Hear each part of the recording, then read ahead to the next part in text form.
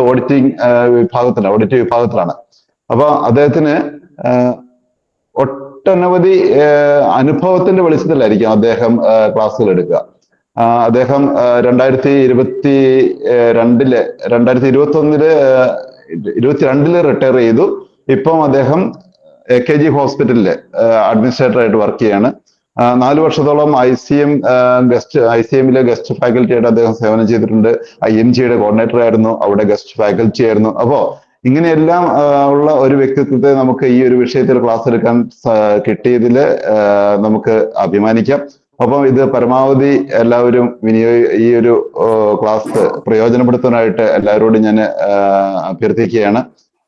ഇന്ന് നമുക്കായിട്ട് ക്ലാസ് എടുക്കുവാനായിട്ട് കടന്നു വന്ന SP കൃഷ്ണരാജ സാറിന് സഹകരണ വീക്ഷണത്തിന്റെ ഈ കൂട്ടായ്മയുടെ പേരിൽ ഏറ്റവും സ്നേഹോഷ്മളമായ സ്വാഗതം നേരുകയാണ്.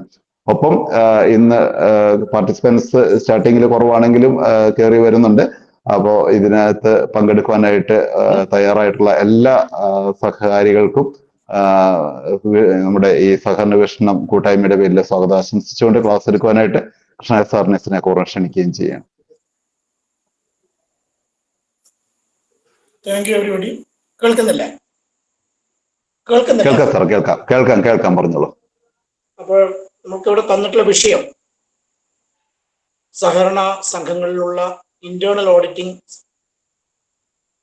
അതിന്റെ ഗുണം, അതുപോലെ തന്നെ അതിന്റെ മെച്ചപ്പെടുത്തേണ്ട ആവശ്യകത, ഇന്നത്തെ ഈ സാഹചര്യത്തിൽ എത്രത്തോളം ഇന്റേണൽ ഓഡിറ്റിംഗ് സമ്പ്രദായം മെച്ചപ്പെടുത്തണം, അതുകൊണ്ട് സംഘത്തിനുണ്ടാവുന്ന നേട്ടങ്ങൾ എന്തെല്ലാണ്, അതെങ്ങനെയാണ് ഇന്റേണൽ ഓഡിറ്റിംഗ് കാര്യക്ഷമമായി നടപ്പിലാക്കേണ്ടത് എന്നുള്ള കാര്യങ്ങളാണ് ഇവിടെ ഡിസ്കസ് ചെയ്യാൻ ഉദ്ദേശിക്കുന്നത്.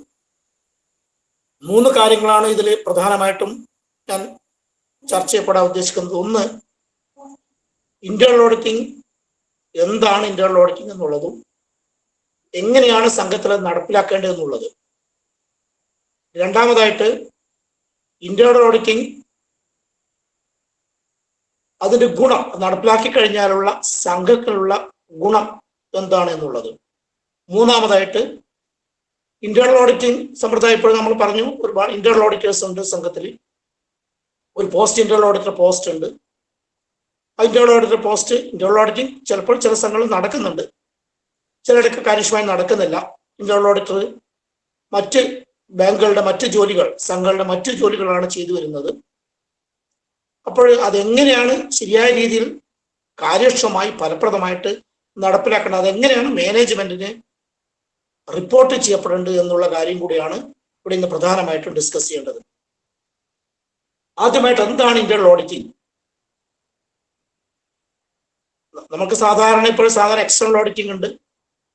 നേരത്തെ എല്ലാം unit auditing, group concurrent auditing, single concurrent auditing എന്ന് പറഞ്ഞിട്ട് ഡിപ്പാർട്ട്മെന്റ് എക്സ്റ്റേണൽ ഓഡിറ്റേഴ്സ് നമ്മളുടെ സംഘങ്ങളിലുണ്ട്. അതോടൊപ്പം തന്നെ എല്ലാ ക്ലാസിഫിക്കേഷൻ പ്രകാരമുള്ള എല്ലാ ബാങ്കുകളിലും, പ്രധാനമായിട്ട് സർവീസ് കോപ്പറേറ്റീവ് ബാങ്കിലും PSCS സർവീസ് കോപ്പറേറ്റീവ് ബാങ്കിലും റൂറൽ ബാങ്കിലും മറ്റ് അർബൻ ബാങ്കിലും എല്ലാം ഇന്റേണൽ ഓഡിറ്റർ എന്നുള്ള പോസ്റ്റ് തന്നെ ഇപ്പോഴുണ്ട്. മേജർ കോപ്പ് സൊസൈറ്റീസ് എല്ലാം ഇന്റേണൽ ഓഡിറ്റർ പോസ്റ്റ് ഉണ്ട്. പക്ഷേ എന്താണ് ഇന്റേണൽ ഓഡിറ്റിംഗ് കൊണ്ട് ഉദ്ദേശിക്കുന്നത് എന്നുള്ളതാണ് ഇവിടെ ഞാൻ ആദ്യമായി ഡിസ്കസ് ചെയ്യുന്നത്. നമുക്കറിയാം, ഇന്റേണൽ കൺട്രോൾ, ഒരു സ്ഥാപനത്തെ ഏറ്റവും പ്രധാനമായിട്ടുള്ള അത്യാവശ്യമായിട്ടുള്ള ഘടകം ഇന്റേണൽ കൺട്രോളാണ്.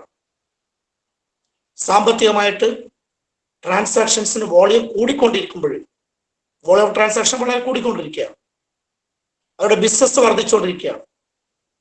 ബിസിനസ് വർദ്ധിച്ചുകൊണ്ടിരിക്കുമ്പോൾ, ട്രാൻസാക്ഷന്റെ വോളിയം കൂടിക്കൊണ്ടിരിക്കുമ്പോൾ, മുമ്പത്തെ പോലെയല്ല. മുമ്പെല്ലാം 1 കോടി 2 കോടി വർക്കിംഗ് ക്യാപിറ്റൽ എന്ന് പറഞ്ഞാൽ ഏറ്റവും വലിയതായി. ഇപ്പോൾ മിക്കവാറും സംഘങ്ങളുടെ വർക്കിംഗ് ക്യാപിറ്റൽ എന്ന് പറയുന്നത് 500-1000 കോടി വർക്കിംഗ് ക്യാപിറ്റലുള്ള സ്ഥാപനങ്ങളാണ്. നേരത്തെ ഡെപ്പോസിറ്റ്സ് ഔട്ട്സ്റ്റാൻഡിങ്, സർവീസ് കോപ്പറേറ്റീവ് ബാങ്കിനെ സംബന്ധിച്ച് ഡെപ്പോസിറ്റ് ഔട്ട്സ്റ്റാൻഡിങ് എന്ന് പറയുന്നത് ഏറ്റവും മാക്സിമം 5 കോടി 10 കോടി ഡെപ്പോസിറ്റ് ഔട്ട്സ്റ്റാൻഡിങ്. ഇപ്പോൾ അതെല്ലാം മാറി. ഒരു നിക്ഷേപ സമാഹരണ സമയത്ത് തന്നെ ബാങ്കുകൾക്ക് 10 കോടി ഡെപ്പോസിറ്റുകൾ കളക്ട് ചെയ്യാൻ അല്ലെങ്കിൽ ഡെപ്പോസിറ്റ് ക്യാൻവാസ് ചെയ്യാൻ പറ്റും. അപ്പോൾ 100 കോടി 200 കോടി 500 കോടി 1000 കോടി ഡെപ്പോസിറ്റ് ഔട്ട്സ്റ്റാൻഡിംഗ് ഉള്ള ബാങ്കുകൾ, അതോടൊപ്പം ലോൺ ഔട്ട്സ്റ്റാൻഡിംഗ് എല്ലാം കൂടിക്കൂടി വരികയാണ്. അപ്പോൾ ഇങ്ങനെ വോളിയം ട്രാൻസാക്ഷൻ കൂടുമ്പോൾ, ബിസിനസ് കൂടുമ്പോൾ ഞാൻ ഒരു സർവീസ് കോപ്പറേറ്റീവ് ബാങ്കിന്റെ ആസ്പെക്ട് മാത്രമല്ല, ഒരു കൺസ്യൂമർ സൊസൈറ്റി അല്ലെങ്കിൽ മറ്റ് ഇൻഡസ്ട്രിയൽ സൊസൈറ്റി അല്ലെങ്കിൽ ഹോസ്പിറ്റൽ സൊസൈറ്റി, മിസ്ലേനിയസ് ടൈപ്പ് ആയിട്ടുള്ള സൊസൈറ്റി, ഇത്തരം സൊസൈറ്റികളെല്ലാം തന്നെ നേരത്തെ അപേക്ഷിച്ച് വോളിയം ഓഫ് ട്രാൻസാക്ഷൻ കൂടിക്കൂടി വരികയാണ്. അങ്ങനെ വോളിയം ഓഫ് ട്രാൻസാക്ഷൻ കൂടിക്കൂടി വരുമ്പോൾ നമ്മൾ ഇന്റേണൽ കൺട്രോള് അവരുടെ സാമ്പത്തിക ഭദ്രത ശക്തിപ്പെടുത്താൻ നമ്മളുടെ ഫ്രോഡുകൾ, മിസ്അപ്രൊപ്പറേഷൻസ്, എറേഴ്സ് പ്രധാനമായിട്ട് 3 തരത്തിലാണ്. ഫ്രോഡുകൾ ഉണ്ടാവും, അല്ലെങ്കിൽ മിസ്അപ്രൊപ്പറേഷൻ ഉണ്ടാവും, എറേഴ്സ് ഉണ്ടാവും. ഇങ്ങനെ എറേഴ്സ്, ഫ്രോഡുകൾ ഇതെല്ലാം അതാത് സമയത്ത് ഡിറ്റക്ട് ചെയ്യാൻ, കണ്ടെത്താൻ അല്ലെങ്കിൽ കണ്ടുപിടിക്കപ്പെടാൻ ഇന്റേണൽ കൺട്രോൾ അത്യാവശ്യമാണ്. എങ്ങനെയാണ് ഇന്റേണൽ കൺട്രോൾ നടപ്പിലാക്കുക? ഏതെല്ലാം രീതിയിലാണ് ഇന്റേണൽ കൺട്രോൾ നടപ്പിലാക്കുക? നമുക്കറിയാം, ജനറൽ ബോഡി, പൊതുയോഗം അവർ മാനേജ്മെന്റിനെ ഏൽപ്പിക്കുകയാണ്, ഭരണസമിതി നടപ്പിലാക്കുകയാണ്. ഭരണസമിതിക്ക് ഡേ ടു ഡേ ഓരോ ദിവസത്തെ കാര്യങ്ങളും കൃത്യമായിട്ട് അനലൈസ് ചെയ്യാൻ, പരിശോധിക്കപ്പെടാൻ ഭരണസമിതി കഴിയുന്നില്ല. മിക്കവാറും ഭരണസമിതി അംഗങ്ങൾ മാസത്തിൽ 2 തവണ ഭരണസമിതി യോഗം കൂടും, അനലൈസ് ചെയ്യും മാത്രമേ ചെയ്യുള്ളൂ. ദൈനംദിനമായിട്ടുള്ള കാര്യങ്ങൾ പരിശോധിക്കപ്പെടാൻ, ദൈനംദിനമായിട്ടുള്ള കാര്യങ്ങൾ കൃത്യമായിട്ട് നമ്മളെ ഭരണസമിതി നിശ്ചയിക്കപ്പെട്ട തീരുമാനപ്രകാരം നടപ്പിലാവുന്നുണ്ടോ, അതുപോലെ നമ്മൾ സാമ്പത്തികമായിട്ട് അച്ചടക്കത്തോടുകൂടിയാണോ ഈ കാര്യങ്ങൾ നടപ്പിലാക്കുന്നതെന്ന് പരിശോധിക്കപ്പെടാൻ വേണ്ടി നിരന്തരം ഭരണസമിതിക്ക്, ഡെയിലി ടു ഡേ ഭരണസമിതിക്ക് കഴിയുന്നില്ല. അത് ഒരു സംവിധാനം നമുക്ക് സെക്രട്ടറി അല്ലെങ്കിൽ സ്റ്റാഫുകൾ ധാരാളമുണ്ട്. അങ്ങനെയാകുമ്പോൾ ഈ ഒരു സ്റ്റാഫിന്റെ ജോലി, ഓരോ ജീവനക്കാരൻ ചെയ്യുന്ന ജോലികൾ മറ്റ് ജീവനക്കാരൻ ചെക്ക് ചെയ്യപ്പെടുകയാണ്. അതാണ് ഇന്റേണൽ ചെക്ക് എന്ന് പറയുന്നത്. ഇന്റേണൽ കൺട്രോളിന്റെ ഒരു ഭാഗമാണ്. സാധാരണ നമ്മളെ ഒരു ചെക്ക് അല്ലെങ്കിൽ ഒരു FD അല്ലെങ്കിൽ എന്തെങ്കിലും ഒരു ട്രാൻസാക്ഷൻസ് നടക്കുമ്പോൾ അത് എൻട്രി ചെയ്യുന്നത്, ഫസ്റ്റ് എൻട്രി ചെയ്യുന്നത് ഒരു സ്റ്റാഫ് ആയിരിക്കും, ക്ലറിക്കൽ സ്റ്റാഫ്, ജൂനിയർ ക്ലർക്ക് ആയിരിക്കും. തൊട്ടടുത്ത് ആ എൻട്രി ചെയ്തത് ചെക്ക് ചെയ്യുന്നത് അക്കൗണ്ടന്റ്, അതുപോലെ പാസിംഗ് അതോറിറ്റി ഉണ്ടാവും. ചിലപ്പോൾ അവിടെ ചീഫ് അക്കൗണ്ടന്റ് ഉണ്ടാവും, അല്ലെങ്കിൽ അസിസ്റ്റന്റ് സെക്രട്ടറി ഉണ്ടാവും, സെക്രട്ടറി ഉണ്ടാവും, പാസിംഗ് അതോറിറ്റി ഉണ്ടാവും. അത് വ്യത്യസ്ത ലെവൽ ബ്രാഞ്ച് മാനേജർ ഉണ്ടാവും, പാസിംഗ് അതോറിറ്റി ഉണ്ടാവും. പിന്നെ ക്യാഷ് കൊടുക്കുന്നത് ക്യാഷ്യർ ആയിരിക്കും. അങ്ങനെ ഒരാളുടെ ജോലി മറ്റുള്ളവരിങ്ങനെ ചെയ്തുകൊണ്ടിരിക്കും, ചെക്ക് ചെയ്തുകൊണ്ടിരിക്കുമ്പോൾ അതാണ് ഇന്റേണൽ ചെക്ക് എന്ന് പറയുന്നത്. ഇന്റേണൽ ചെക്ക് എന്ന് പറയുന്നത്. ഇങ്ങനെ ഇന്റേണൽ ചെക്കിംഗ് സമ്പ്രദായം ഫലപ്രദമായിട്ട് നടപ്പിലാക്കുമ്പോൾ ഒരു പരിധി വരെ എറേഴ്സ്, നമ്മൾ വരുന്ന എറേഴ്സ്, അക്കൗണ്ടിങ് എറേഴ്സ് പ്രധാനമായിട്ട് 4 തരത്തിലുണ്ട്. Errors of principle, errors of omission, errors of commission, compensating errors. 4 errors ഉണ്ട്. അത് അക്കൗണ്ടിങ്ങിന്റെ ബേസിക് ആയിട്ടുള്ള കാര്യങ്ങളാണ്. എറേഴ്സ് എല്ലാം നമുക്ക് അതാത് സമയത്ത് കണ്ടെടുത്താനും. അപ്പോൾ നമുക്കത് പറയുമ്പോൾ ചിലപ്പോൾ നമ്മൾ FD ഇപ്പം കമ്പ്യൂട്ടറാണ്, കമ്പ്യൂട്ടറിൽ ചെയ്യുമ്പോൾ നമ്മൾ കാൽക്കുലേഷൻ നടത്തുമ്പോൾ കാൽക്കുലേഷൻ്റെ ആവശ്യമൊന്നുമില്ല, നല്ല എറേഴ്സ് കുറവായിരിക്കും, കമ്പ്യൂട്ടറാകുമ്പോൾ കറക്റ്റായിട്ട് കിട്ടും.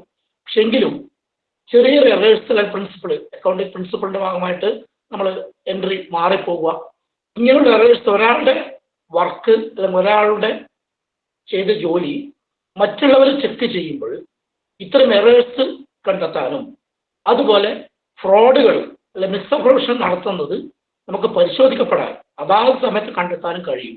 അതാണ് ഇന്റേണൽ ചെക്ക് എന്ന് പറയുന്നത്. ഇന്റേണൽ കൺട്രോളിന്റെ ഒരു ഭാഗമാണ്. പക്ഷേ നമ്മൾ ഇത്രയധികം സംവിധാനം, ഇന്റേണൽ ചെക്ക് സമ്പ്രദായം ഉണ്ടായിട്ടും പക്ഷെ നമുക്കിവിടെ മിസ്അപ്രൊപ്പറേഷൻ, ഫ്രോഡുകളും സഹകരണ മേഖലയിൽ പല സ്ഥലങ്ങളിലും ഒറ്റപ്പെട്ട സംഭവങ്ങൾ നമ്മൾ കണ്ടെത്തുന്നുണ്ട്. ഇന്റേണൽ ചെക്കിംഗ് ഫലപ്രദമായിട്ട് നടപ്പിലാവുന്നുണ്ടോ എന്നുള്ളത് നമുക്ക് സംശയത്തിൽ കൂടി നോക്കേണ്ടതാണ്. അങ്ങനെ ഇന്റേണൽ ചെക്കിംഗ് ഫലപ്രദമായിട്ട് നടപ്പിലാവുന്നില്ല എങ്കിൽ, അല്ലെങ്കിൽ ഇന്റേണൽ ചെക്കിംഗ് നമുക്ക് വളരെ എഫക്റ്റീവായിട്ട് നമുക്ക് നടപ്പിലാക്കാൻ കഴിയുന്നില്ല എങ്കിൽ, അല്ലെങ്കിൽ അതിൻ്റെ ഭാഗമായിട്ട് എന്തെങ്കിലും പോരായ്മകൾ, തകരാറുകൾ ഉണ്ട് എങ്കിൽ തീർച്ചയായിട്ടും ഇന്റേണൽ ഓഡിറ്റിംഗ് അത്യാവശ്യമായിട്ട് വരും. ഇന്റേണൽ കൺട്രോളിന്റെ ഭാഗമാണ് internal auditing. Internal check system ഉണ്ട്, അതുകൊണ്ട് നമ്മൾ പരമാവധി കാര്യങ്ങൾ കൃത്യമായിട്ട് പരിശോധിക്കപ്പെടും. പക്ഷെ അത് ഉണ്ടായിട്ടും നമ്മൾ കാര്യങ്ങളൊന്നും കൃത്യമായിട്ട് നടപ്പിലാക്കുന്നില്ല. കാരണം അക്കൗണ്ടിങ് പരമുള്ള പ്രിൻസിപ്പിൾ തെറ്റിച്ചുകൊണ്ട്, ധാരാളം എറേഴ്സ് വരുത്തിക്കൊണ്ട്, ഫ്രോഡുകൾ നടപ്പിലാക്കിക്കൊണ്ട്, മിസ്അപ്രൊപ്പറേഷൻ നടപ്പിലാക്കിക്കൊണ്ട് തങ്ങളുടെ പ്രവർത്തനങ്ങൾ മുന്നോട്ട് പോകുമ്പോൾ സ്വാഭാവികമായിട്ടും അവിടെ ഫണ്ട് മിസ്മാനേജ്മെന്റ് വരും. ഭരണസമിതി അതിന് ഉത്തരം പറയേണ്ടി വരും. പൊതുജനങ്ങളുടെ ഫണ്ടാണ് അത് നഷ്ടപ്പെടുന്നത്. പബ്ലിക്കിന്റെ ഫണ്ടാണ് നഷ്ടപ്പെടുന്നത് എന്നുള്ള കാഴ്ചപ്പാട് തീർച്ചയായിട്ടും നമ്മളെല്ലാവരും ഉണ്ടാവുന്നത് നല്ലതായിരിക്കും. അങ്ങനെയാകുമ്പോൾ ഇന്റേണൽ ചെക്കിംഗ് വളരെ ഫലപ്രദമായിട്ട് നടപ്പിലാവുന്നില്ല എങ്കിൽ തീർച്ചയായിട്ടും ഇന്റേണൽ ഓഡിറ്റിംഗ് ശക്തിപ്പെടുത്തേണ്ട ആവശ്യകത എല്ലാ സംഘങ്ങളിലും നിർബന്ധമായിട്ടുണ്ട്. ഇന്റേണൽ ചെക്കിംഗ് നല്ല ഫലപ്രദമായിട്ട് നടപ്പിലാക്കുന്നുണ്ടെങ്കിൽ ഒരു പരിധി വരെ ഇന്റേണൽ ഓഡിറ്റിങ്ങിന് അത് സഹായിക്കും. പക്ഷേ ഇവിടെ ഇന്റേണൽ ചെക്കിംഗ് ഫലപ്രദമായി നടപ്പിലാവുന്നുണ്ടോ എന്നുള്ളത് നമുക്ക് സംശയത്തോട് കാണുന്ന ഒരു സ്ഥിതിയിലേക്കാണ് അല്ലെങ്കിൽ ഒരു കാലത്താണ് നമ്മളിപ്പോൾ ഉള്ളത്. അതുകൊണ്ട് തന്നെ ഇന്റേണൽ ചെക്കിങ്ങിന്റെ ഈ കുറവ്, ഇന്റേണൽ ചെക്കിംഗ് കാര്യക്ഷമമായി നടപ്പിലാക്കാത്തതിന്റെ ഫലപ്രദമായിട്ടാണ് നമ്മൾ ഇന്റേണൽ ഓഡിറ്റിംഗ് ശക്തിപ്പെടുത്തേണ്ട ആവശ്യകത ഉണ്ട് എന്ന് പറയുന്നത്. ഇനി ഇന്റേണൽ ഓഡിറ്റിംഗ് എങ്ങനെയാണ് ഇന്റേണൽ ഓഡിറ്റിംഗ് നടത്തുക? നമ്മുടെ ഇന്റേണൽ കൺട്രോളിന്റെ ഭാഗമാണ് internal checking, internal auditing. Internal checking കൊണ്ട് നമ്മൾക്ക് ഒരുപാട് കാര്യങ്ങൾ കണ്ടെത്താൻ കഴിയും.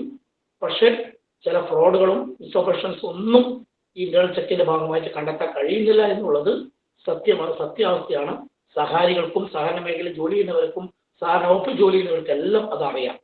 അങ്ങനെ ആകുമ്പോൾ ഇന്റേണൽ ഓഡിറ്റിംഗ് ശക്തിപ്പെടുത്തേണ്ട ആവശ്യകത അവിടെ വരും. ഇന്റേണൽ ഓഡിറ്റിംഗ് കൂടി നമുക്ക് ഇത് ഫലപ്രദമായി നമ്മളുടെ സംഘങ്ങളിൽ ഉണ്ടാവുന്ന ഇത്തരം മിസ്അപ്രഷൻസ്, ഇത്തരം എറേഴ്സ് നമ്മൾ യഥാസമയം തന്നെ കണ്ടെത്താനും ഫലപ്രദമായിട്ട് അതിനെ നമുക്ക് ഒരു പരിഹാരം കാണാനും കഴിയും എന്നാണ് എൻ്റെ ഭാഗമായിട്ട് എനിക്ക് സൂചിപ്പിക്കുന്നത്. ഇന്റേണൽ ഓഡിറ്റിംഗ് ശക്തിപ്പെടുത്തണം എന്നുള്ളത് ഇന്ന് അത്യാവശ്യമാണ്. അതിന്റെ ഭാഗമായിട്ടാണ് സംഘങ്ങളിൽ ഇന്റേണൽ ഓഡിറ്റർ എന്നുള്ള പോസ്റ്റ് ഇപ്പോൾ ബ്രാഞ്ച് മാനേജർക്ക് തുല്യമായിട്ടുള്ള മിക്കവാറും PSCSന്റെ ക്ലാസിഫിക്കേഷൻ എടുത്തു കഴിഞ്ഞാൽ ബ്രാഞ്ച് മാനേജർക്ക് തുല്യ ശമ്പള സ്കെയിലുള്ള തസ്തിക അനുവദിച്ചിട്ടുണ്ട്. ഇന്റേണൽ ഓഡിറ്ററുടെ തസ്തിക അനുവദിച്ചു കൊടുത്തിട്ടുണ്ട്.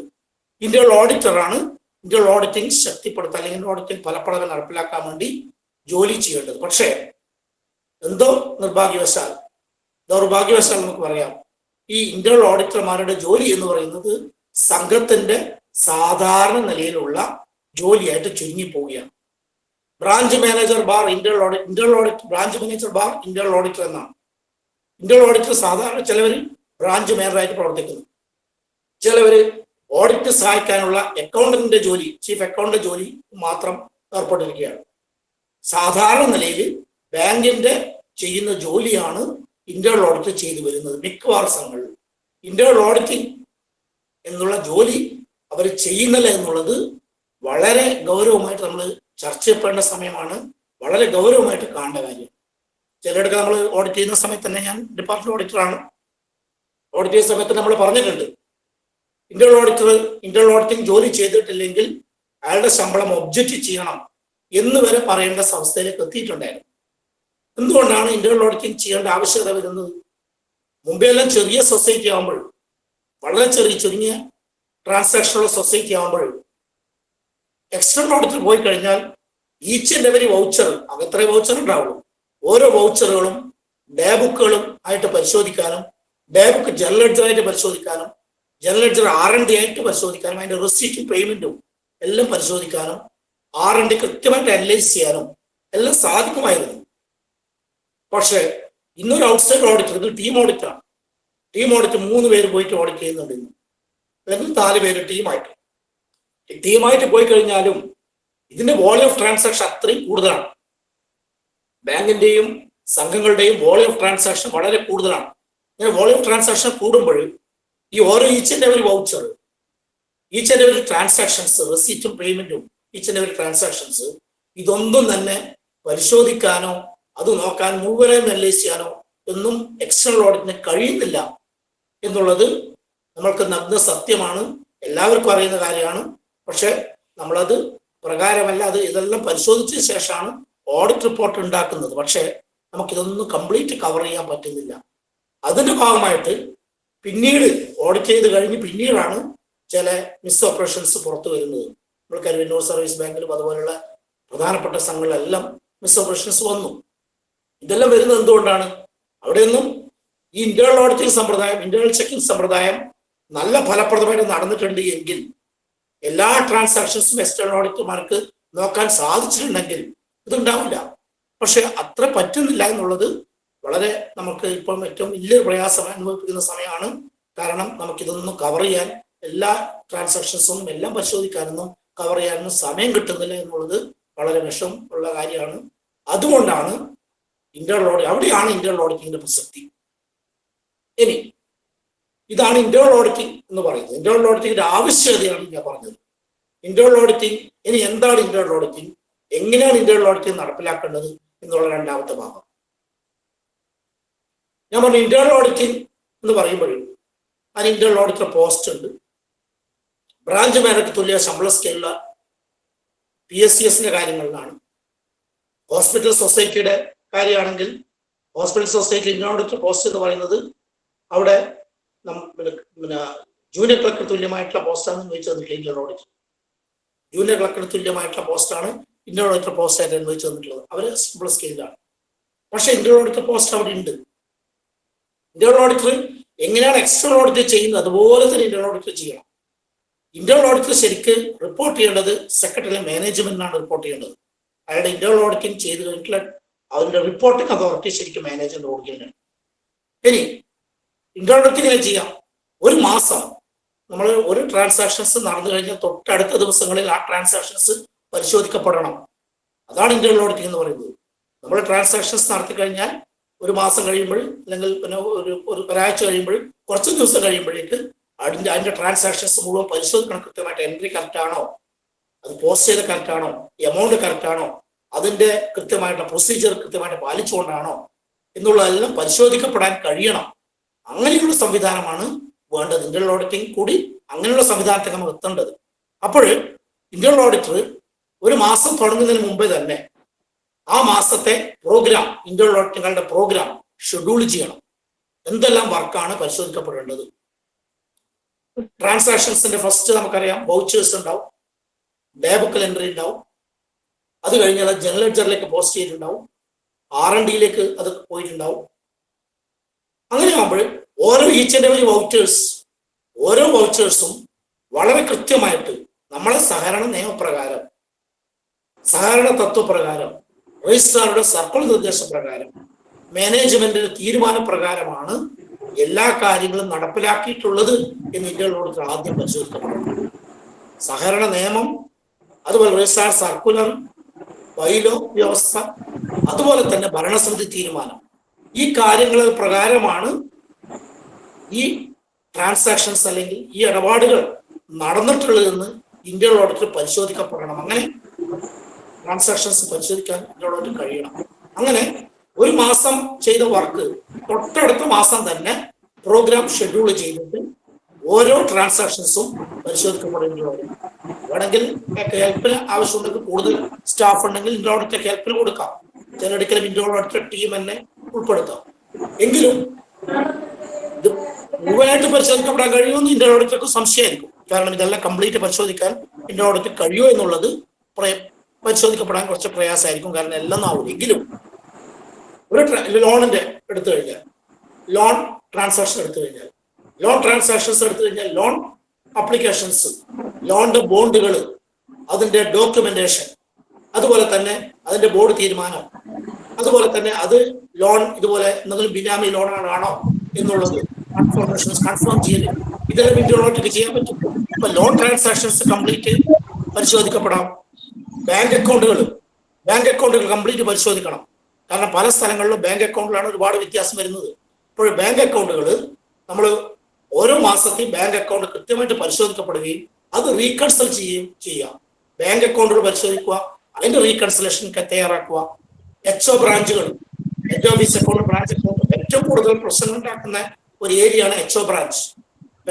ഓരോ മാസത്തെയും HO ബ്രാഞ്ച് ട്രാൻസാക്ഷൻസ് കംപ്ലീറ്റ് പരിശോധിക്കപ്പെടുക, അതിന്റെ റീകൺസലേഷൻ സ്റ്റേറ്റ്മെന്റ് തയ്യാറാക്കുക. ബാങ്ക് അക്കൗണ്ട് പരിശോധിക്കുക, അതിന്റെ റീകൺസലേഷൻ സ്റ്റേറ്റ്മെന്റ് തയ്യാറാക്കുക. HO ബ്രാഞ്ച് അക്കൗണ്ട് പരിശോധിക്കുക, അതിന്റെ റീകൺസലേഷൻ സ്റ്റേറ്റ്മെന്റ് തയ്യാറാക്കുക. വൗച്ചേഴ്സ് എല്ലാം കൃത്യമായിട്ട് പ്രോപ്പറായിട്ട് അറേഞ്ച് ചെയ്യുന്നുണ്ടോ എന്ന് പരിശോധിക്കുക. ഡേ ബുക്ക് എല്ലാം കൃത്യമായിട്ട് ക്യാഷ് ബാലൻസ് എല്ലാം കറക്റ്റ് ആയിട്ട് ഡേ ബുക്കിൽ വരുന്നുണ്ടോ, ഹെഡ് ഓഫ് അക്കൗണ്ട് എല്ലാം കറക്റ്റ് ആയിട്ട് വരുന്നുണ്ടോ, എറേഴ്സ് ഓഫ് പ്രിൻസിപ്പിൾ അല്ലെങ്കിൽ നമ്മുടെ അക്കൗണ്ടിംഗ് പ്രിൻസിപ്പിൾ വിരുദ്ധമായിട്ടാണ് അക്കൗണ്ട് ചെയ്യപ്പെടുന്നത് എന്ന് പരിശോധിക്കുക. അങ്ങനെ എല്ലാ ട്രാൻസാക്ഷൻസും അക്കൗണ്ട് ചെയ്യുന്നത് അക്കൗണ്ടിംഗ് പ്രിൻസിപ്പിളിന് അനുസൃതമാണ് എന്ന് പരിശോധിക്കാനുള്ള ഒരു സംവിധാനം അതുകൂടി ഇന്റേണൽ ഓഡിറ്റിന്റെ ഭാഗമായിട്ട് നോക്കണം. അങ്ങനെ ഇനി ബ്രാഞ്ചുകളിൽ പോകണം. ഓരോ ബ്രാഞ്ചിൽ എത്ര ബ്രാഞ്ചിൽ ഓരോ ബ്രാഞ്ചിൽ പോകുമ്പോൾ ഹെഡ് ഓഫീസിന് ഡയറക്ഷൻസ് പ്രകാരമാണോ ആ ബ്രാഞ്ചുകളിലെ പ്രവർത്തനങ്ങൾ നടത്തി വരുന്നത്. അവിടുത്തെ പിന്നെ ഓരോ ട്രാൻസാക്ഷൻസും അതുപോലെ തന്നെ വേറെ പ്രധാനമായിട്ട് ഇത് കമ്പ്യൂട്ടറൈസേഷൻ, സോഫ്റ്റ്വെയർ എല്ലാ സ്ഥലങ്ങളിലും സോഫ്റ്റ്വെയർ ഇൻസ്റ്റാൾ ചെയ്തു, കമ്പ്യൂട്ടറൈസേഷൻ നടപ്പിലായി. മിക്കവാറും എല്ലായിടയ്ക്കും ഓൺലൈൻ നെറ്റ്വർക്ക് ട്രാൻസാക്ഷൻസ് ആണ്, നെറ്റ്വർക്ക് പ്രകാരമാണ് ചെയ്യുന്നത്. അങ്ങനെയാകുമ്പോൾ ഇവിടെ പാസ്വേഡുകൾ മിക്കവാറും സ്ഥലങ്ങളിൽ പാസ്വേഡുകൾ അലോട്ട് ചെയ്താൽ പാസ്വേഡ് ചേഞ്ച് ചെയ്യുന്നില്ല. ഒരു സ്റ്റാഫിന് കൊടുത്ത പാസ്വേഡ് ഉപയോഗിച്ചുകൊണ്ട് മറ്റ് ജീവനക്കാര് ആ പാസ്വേഡ് ഉപയോഗിച്ച് ആ സൈറ്റിലേക്ക് അല്ലെങ്കിൽ നമ്മളുടെ കമ്പ്യൂട്ടർ ഓപ്പൺ ചെയ്യാണ്. അങ്ങനെയാകുമ്പോൾ പാസ്വേഡ് ഒരു സ്റ്റാഫിന് കൊടുത്ത പാസ്വേഡ് അല്ലെങ്കിൽ പാസ്വേഡ് പ്രൊട്ടക്ട് ചെയ്യണം. പാസ്വേഡ് പ്രൊട്ടക്ട് ചെയ്യൽ നമ്മളെ റിസ്ക് ഏറ്റവും പ്രധാനമായിട്ടുള്ള റിസ്ക് കവറേജ് ആണ്. അതുകൊണ്ട് പാസ്വേഡ് പ്രൊട്ടക്ട് ചെയ്യാം. പിന്നെ പാസ്വേഡ് ഓരോ 3 മാസം കൂടുമ്പോഴും പാസ്വേഡ് ചേഞ്ച് ചെയ്യുന്നുണ്ടെന്ന് പരിശോധിക്കുക. ഇങ്ങനെ ഇന്റേണൽ ആയിട്ടുള്ള എല്ലാ കാര്യങ്ങളും പരിശോധിക്കാൻ ഇന്റേണൽ ഓഡിറ്റിന് കഴിയണം. അവിടെ ബാങ്ക് അക്കൗണ്ടുകൾ കൃത്യമായിട്ട് പരിശോധിക്കപ്പെടുന്നുണ്ടോ, എച്ച്ഒ ബ്രാഞ്ച് കൃത്യമായിട്ട് പരിശോധിക്കപ്പെടുന്നുണ്ടോ, അതുപോലെ തന്നെ നമ്മളെ ഓരോ ട്രാൻസാക്ഷൻസും എൻ്റർ ചെയ്ത് കറക്റ്റ് ആണോ, അതുപോലെ തന്നെ എല്ലാ അക്കൗണ്ട്സ് റൂൾ 29 പ്രകാരമുള്ള ലെഡ്ജേഴ്സ് എല്ലാം കൃത്യമായിട്ട് മെയിൻറ്റെയിൻ ചെയ്യുന്നുണ്ടോ, അതുപോലെ തന്നെ നമ്മളുടെ ഡോക്യുമെന്റേഷൻസ് എല്ലാം കറക്റ്റ് ആണോ, ഫിക്സഡ് ഡെപ്പോസിറ്റ് ആയി കഴിഞ്ഞാലും ഫിക്സഡ് ഡെപ്പോസിറ്റ് ലോൺ ആയി കഴിഞ്ഞാലും ഡേ ഡെപ്പോസിറ്റ് ആയി കഴിഞ്ഞാലും അതുപോലെ തന്നെ ചിട്ടി അല്ലെങ്കിൽ നമ്മളുടെ MDS MSS പുതിയ monthly saving scheme MSS scheme ഇതെല്ലാം കൃത്യമായിട്ട് പ്രോപ്പറായിട്ട് നടപ്പിലാക്കുന്നുണ്ടോ, ഇങ്ങനെയുള്ള കാര്യങ്ങളെല്ലാം പരിശോധിക്കപ്പെടാൻ ഇന്റേണൽ ഓഡിറ്റിന് കഴിയണം. ഇങ്ങനെ ഇന്റേണൽ ഓഡിറ്റിംഗ് സംവിധാനം മെച്ചപ്പെട്ടു കഴിഞ്ഞാൽ അതൊരു പരിധി വരെ എക്സ്റ്റേണൽ ഓഡിറ്റിനെ സഹായിക്കും. അതാണ് ഏറ്റവും പ്രധാനമായിട്ടുള്ളത്. എക്സ്റ്റേണൽ ഓഡിറ്റിങ്ങിന്റെ ഇത്രയും കാര്യങ്ങൾ കൂടുതലായിട്ട് ചെയ്യുമ്പോൾ സ്വാഭാവിക എക്സ്റ്റേണൽ ഓഡിറ്റിന്റെ ഡെപ്ത് നമുക്ക് കുറയ്ക്കാൻ കഴിയും. എക്സ്റ്റേണൽ ഓഡിറ്റിംഗ് വളരെ എളുപ്പത്തിൽ നമുക്ക് പൂർത്തീകരിക്കാൻ കഴിയും. നമ്മളുടെ ഇത്രയും മിസ്അപ്രോഷൻസ് ഫ്രോഡുകൾ പരമാവധി നമുക്ക് കുറക്കാൻ കഴിയും. അപ്പൊ ഇന്റേണൽ ഓഡിറ്റിംഗ് ശക്തമാക്കുക എന്നുള്ളതാണ് ഏറ്റവും പ്രധാനമായിട്ടുള്ള നമ്മളുടെ ഉത്തരവാദിത്വം. ഇന്റേണൽ ഓഡിറ്റ് പോസ്റ്റ് നമുക്ക് കൊടുത്തിട്ടുണ്ട്. പക്ഷെ ഇന്റേണൽ ഓഡിറ്റ് പോസ്റ്റ് കൊടുത്ത പോസ്റ്റ് പ്രകാരമുള്ള ജോലികളാണ് ഇന്റേണൽ ഓഡിറ്റ് ചെയ്യുന്നത് എന്നുള്ളത് മാനേജ്മെന്റ് ഉറപ്പുവരുത്താൻ കഴിയണം. അങ്ങനെ ഓരോ ട്രാൻസാക്ഷൻസും ഇന്റേണൽ ഓഡിറ്റർ പരിശോധിക്കുന്ന രീതിയിലേക്ക് മാറണം എന്നാണ് അതിന്റെ ഭാഗമായിട്ട് സൂചിപ്പിക്കാനുള്ളത്. ഞാൻ പറഞ്ഞു, ആദ്യമായിട്ട് ഇന്റേണൽ ഓഡിറ്റർ പ്രോഗ്രാം തയ്യാറാക്കണം. മാസത്തിന് മുമ്പേ ഒരു പ്രോഗ്രാം, ആ മാസം എന്തെല്ലാം ഡ്യൂട്ടിയാണ് ഇന്റേണൽ ഓഡിറ്റർ ഭാഗമായിട്ട് ചെയ്യേണ്ടത് എന്നുള്ള ഒരു പ്രോഗ്രാം ആദ്യമേ ഷെഡ്യൂൾ ചെയ്ത് അത് സെക്രട്ടറിക്ക് അല്ലെങ്കിൽ ഭരണസമിതിയുടെ മുമ്പാകെ അത് അവതരിപ്പിക്കണം, അത് കൊടുക്കണം, നൽകണം, സബ്മിറ്റ് ചെയ്യണം. അങ്ങനെ പ്രോഗ്രാം പ്രകാരം ആ പ്രോഗ്രാം ഷെഡ്യൂൾ പ്രകാരം അയാൾ ജോലി ചെയ്യണം. അങ്ങനെ ജോലി ചെയ്യുമ്പോൾ അയാൾ ചെയ്യേണ്ട മേഖലകൾ ഏതെല്ലാം കാര്യങ്ങളിലാണ് പരിശോധിക്കപ്പെടേണ്ടത് എന്നുള്ളത് ആദ്യമായിട്ട് അയാൾ നോക്കേണ്ടത്, ഒരു സ്ഥലത്ത് ഹെഡ് ഓഫീസിൽ പോയി കഴിഞ്ഞാൽ ബ്രാഞ്ചിൽ പോയി കഴിഞ്ഞാൽ ഓഡിറ്റർ ചെയ്യുന്ന പോലെ തന്നെ ഫസ്റ്റ് ക്യാഷ് വെരിഫൈ ചെയ്യാം. ക്യാഷ് വെരിഫൈ ചെയ്ത് ക്യാഷ് ബുക്ക് കറക്റ്റായിട്ട് മെയിൻറ്റെയിൻ ചെയ്യുന്നുണ്ടോ, ക്യാഷ് ബാലൻസ് പ്രോപ്പർ ആണോ എന്ന് പരിശോധിക്കാം. അതാണ് ഏറ്റവും ആദ്യത്തെ ഫസ്റ്റ് ഡ്യൂട്ടി. ഓഡിറ്ററുടെ ഏറ്റവും പ്രധാന ഡ്യൂട്ടിയാണ് ക്യാഷ് വെരിഫിക്കേഷൻ. അത് കഴിഞ്ഞാൽ ക്യാഷ് വെരിഫിക്കേഷൻ കഴിഞ്ഞാൽ പിന്നെ അവിടെ നിങ്ങൾ പിന്നെ പരിശോധിക്കപ്പെടേണ്ടത് അവിടുത്തെ വൗച്ചേഴ്സ് എല്ലാം കൃത്യമായിട്ട് പ്രോപ്പറായിട്ട് അറേഞ്ച് ചെയ്യുന്നുണ്ടോ, ട്രാൻസാക്ഷൻ കൃത്യമായിട്ട് എൻ്റർ ചെയ്യുന്നുണ്ടോ, അക്കൗണ്ടിൽ പ്രിൻസിപ്പൾ എൻ്റർ ചെയ്യുന്നുണ്ടോ എന്നുള്ള പരിശോധിക്കാം. വൗച്ചേഴ്സ് കംപ്ലീറ്റ് നോക്കാം. കംപ്ലീറ്റ് നോക്കാൻ നമുക്ക് വലിയ പ്രയാസം ഉണ്ടാവും ധാരാളം. എങ്കിലും ഒരു പരിധി വരെ ഇന്റേണൽ ഓഡിറ്റർക്ക് ആഡ് ഡ്യൂട്ടി അത് തന്നെയാണ്. അപ്പോൾ വൗച്ചേഴ്സ് നോക്കാം. വൗച്ചേഴ്സ് നോക്കി അതെല്ലാം കറക്റ്റ് ആണ് എന്ന് ഉറപ്പുവരുത്താം. മൂന്നാമതായിട്ട് മറ്റ് ലോൺ ഫയലുകളെല്ലാം കൃത്യമായിട്ട് പരിശോധിക്കാം. ഓരോ ലോൺ ഫയലും എടുത്ത് റാൻഡമായിട്ട് ഏറ്റവും കൂടുതൽ മോർഗേജ് ലോൺ, അതാണ് ഏറ്റവും പ്രധാനമായിട്ടുള്ള മോർഗേജ് ലോൺ പരിശോധിക്കപ്പെടേണ്ടത് ബോർഡ് ഭരണസമിതി തീരുമാനം, അതിന്റെ ബോർഡ് തീരുമാനം കൃത്യമായിട്ടുണ്ടോ, മെമ്പർക്ക് തന്നെയാണ് ലോൺ കൊടുത്തിട്ടുള്ളത്, അത് ബോർഡ് തീരുമാനപ്രകാരം ലോൺ കൊടുത്തിട്ടുള്ളത്, ആ മെമ്പർ ആ ലോണിൽ പ്രൊഡ്യൂസ് ചെയ്ത ഡോക്യുമെന്റ്സ് കറക്റ്റ് ആണോ, അതിന്റെ വാല്യുവേഷൻ ലീഗൽ റിപ്പോർട്ട് കറക്റ്റ് ആണോ, വാല്യുവേഷൻ പ്രോപ്പർ ആണോ, വാല്യുവേഷൻ നടന്നത് നമ്മളുടെ സഹകരണ നിയമപ്രകാരം തന്നെയാണോ, അതുപോലെ തന്നെ മറ്റ് രേഖകൾ മറ്റ് ഡോക്യുമെന്റ്സ് എല്ലാം പ്രോപ്പറായിട്ട് വെച്ചിട്ടുണ്ടോ, ഇതെല്ലാം പരിശോധിച്ചിട്ട് ആ ഡിസ്പേഴ്സ്മെന്റ് കറക്റ്റായിട്ട് ആ ലോണിക്ക് തന്നെയാണ് ഡിസ്പേഴ്സ്മെന്റ് ചെയ്തത് എന്നുള്ളതെല്ലാം നമ്മൾ പരിശോധിക്കാം. ഇനി അതുകൂടാതെ തന്നെ ആ ലോൺ കൊടുത്തതിന് ശേഷമുള്ള അതിന്റെ റീകവറി എങ്ങനെയാണ്, ആ റീകവറി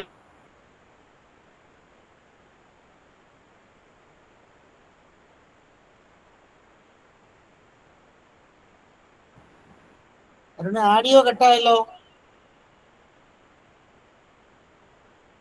അരുൺ സാറോടൊന്ന് പറഞ്ഞാൽ മതി, ഫോണിൽ വിളിച്ചിട്ടേ. സാറേ ഓഡിയോ കേൾക്കുന്നില്ല. അരുണിന്റെ നമ്പറില്ലേ അരുണ്? ഒന്ന് വിളിച്ചു നോക്കോ. ഓഡിയോ കേൾക്കുന്നില്ലേ? ഓഡിയോ കേൾക്കല്ലേ? ഓക്കെ. ഓക്കെ. അപ്പോൾ ലോണിന്റെ ഡോക്യുമെന്റേഷൻ കറക്റ്റ് ആണോ? ലോണിന്റെ റീകവറി കറക്റ്റ് ആണോ? കൃത്യമായിട്ട് ലോൺ റീകവറി നടക്കുന്നുണ്ടോ? പെൻഡിങ് ഉണ്ടോ? ലോങ് പെൻഡിങ് ഉണ്ടോ? എത്ര കാലമായി ലോൺ ഇങ്ങനെ പെൻഡിങ് ആയിട്ട്, ഓവർ ഡ്യൂ ആയിട്ട് എത്ര കാലമായി? അതിന് പ്രോപ്പറായിട്ട് ഫോളോ ചെയ്യുന്നുണ്ടോ എന്നുള്ള വിശദമായിട്ടുള്ള റിപ്പോർട്ടുകൾ ഈ ഇന്റേണൽ ഓഡിറ്റർ തയ്യാറാക്കണം. ഒരുപാട് കാര്യങ്ങൾ നോക്കാനുണ്ട്. അത് ഫുള്ളായിട്ട് എല്ലാ ഫയലും നോക്കാൻ പറ്റൂലെങ്കിലും ഇന്റേണൽ ഓഡിറ്റർക്ക് റാൻഡമായിട്ട് നോക്കാം. കുറച്ച് ഫയലുകൾ പരിശോധിക്കാം.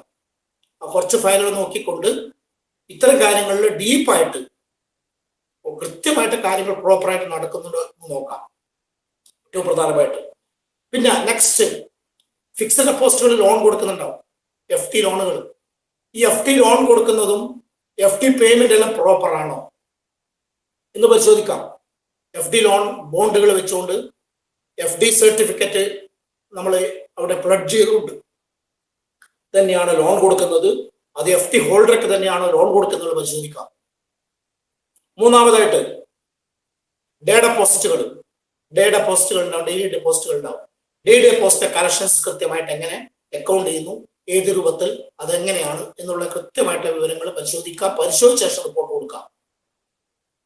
അതുപോലെ തന്നെ ഗോൾഡ് ലോൺ അത് ഫിസിക്കലായിട്ട് നോക്കാം. അവർക്ക് ഗോൾഡ് ലോണിന്റെ ഫിസിക്കലായിട്ട് അത് സ്റ്റോക്ക് പരിശോധിക്കാം. കുറച്ച് റാൻഡമായിട്ട് പരിശോധിക്കാം. അവിടെ എക്സിസ്റ്റ് ചെയ്യുന്നുണ്ടോ, ഫിസിക്കൽ ഗോൾഡ് അവിടെ എക്സിസ്റ്റ് ചെയ്യുന്നുണ്ടോ പരിശോധിക്കാം.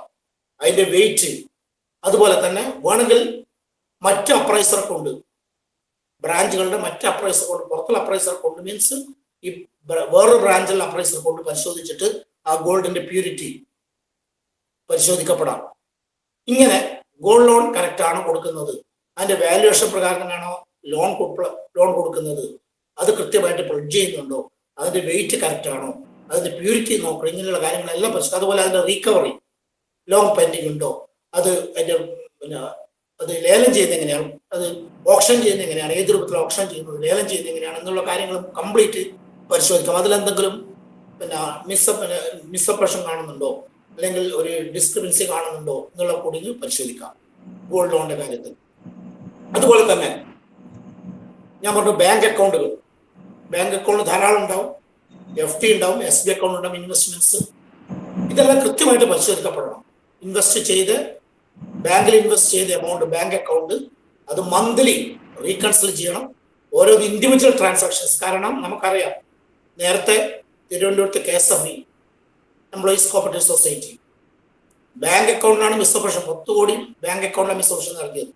ഇപ്പോഴും അടുത്ത കാലത്ത് തിരുവനന്തപുരത്ത് വേറൊരു സൊസൈറ്റി BSNL ബാങ്ക് അക്കൗണ്ടിലാണ് മിസ്സോപ്പറേഷൻ നടത്തിയത്.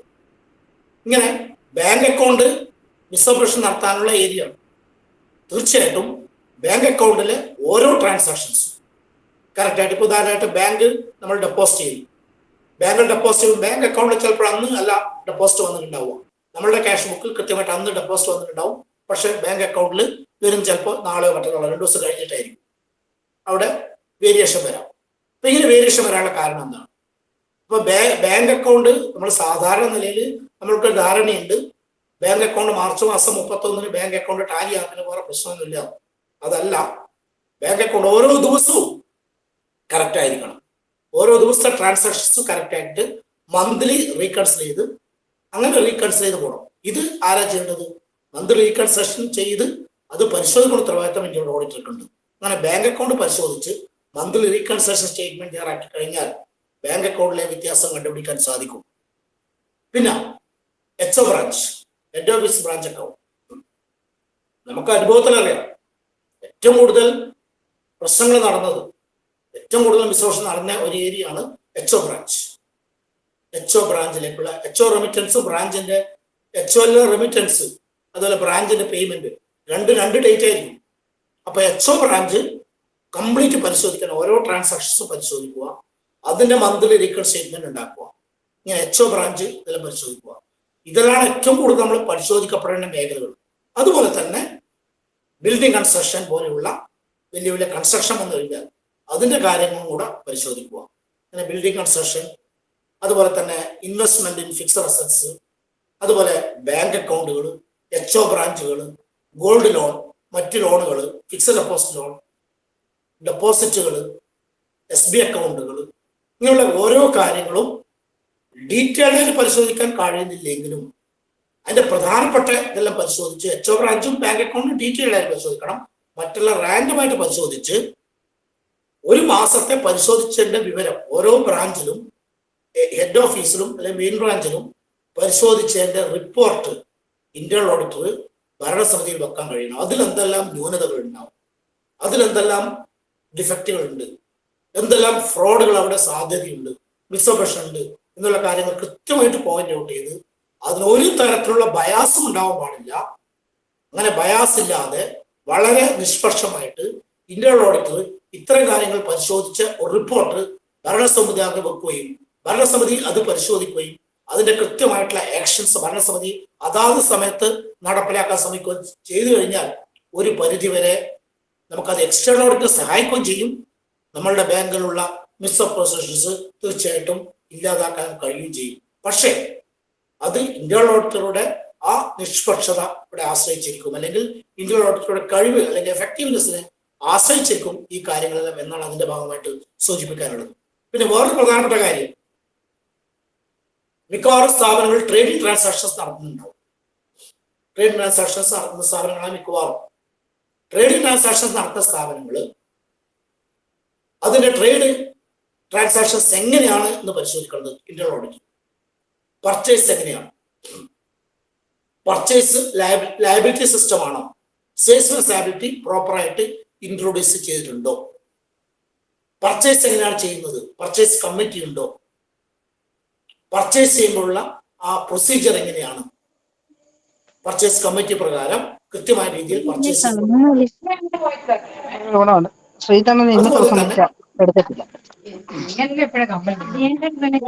അച്ചു അതിന്റെ കല്ലിളകി പോയിടും. അച്ചു ഓഡിയോ ഓഫ് ആക്കണേ, സംസാരിക്കുന്നവർ ഓഡിയോ ഓഫ് ആക്കണേ, ഡിസ്റ്റർബൻസ് വരുന്നുണ്ട്.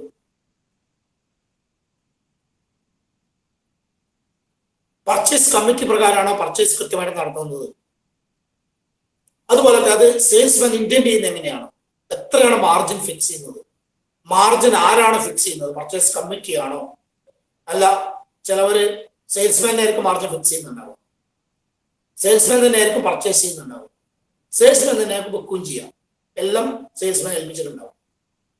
ഇത് പ്രോപ്പറിലേ പോയി. അപ്പം കൃത്യമായിട്ട് പർച്ചേസ് കമ്മിറ്റി മുഖാന്തരം പർച്ചേസ് ചെയ്യണം, സെയിൽസ് ഇന്റന്റ് ചെയ്യണം, മാർജിൻ പർച്ചേസ് കമ്മിറ്റി ഫിക്സ് ചെയ്യണം, സെയിൽസ്മാൻ ഇത് ബുക്കാൻ കൊടുക്കണം, സെയിൽസ്മാൻ വിറ്റ് കഴിഞ്ഞാൽ അതിന്റെ റെമിറ്റൻസ് സെയിൽസ്മാൻ ലയബിലിറ്റി ആയതുകൊണ്ട് വിറ്റിട്ട് പകുതി പൈസ അടക്കുക പരിപാടി പറ്റൂല. സെയിൽസ്മാൻ വിറ്റ് കഴിഞ്ഞാൽ ആ വിറ്റ് എമൗണ്ട് കറക്റ്റ് ബില്ല് ചെയ്ത എമൗണ്ട് കറക്റ്റ് ആയിട്ട് ഇവിടെ തിരിച്ചടക്കുന്ന രീതിയിലേക്ക് പെൻഡിങ് ഇല്ലാതെ സെയിൽസ്മാൻ തിരിച്ചടക്കണം. അതിന്റെ സ്റ്റോക്ക് പരിശോധന, സ്റ്റോക്ക് വെരിഫിക്കേഷൻ കാര്യക്ഷമമായിട്ട് നടപ്പിലാക്കാൻ കഴിയണം. ഈ രൂപത്തിൽ ട്രേഡിംഗ് ട്രാൻസാക്ഷൻസ് ഉള്ള സംഘങ്ങളിൽ സെയിൽസ്മാൻ ലയബിലിറ്റി എഫക്റ്റീവായിട്ട് നടക്കുന്നുണ്ടോ എന്നും പർച്ചേസ് കമ്മിറ്റി ഫലപ്രദമായിട്ട് ഇടപെടുന്നുണ്ട് എന്നുള്ള കാര്യങ്ങളും ഇന്റേണൽ ഓഡിറ്റ് പരിശോധിക്കണം.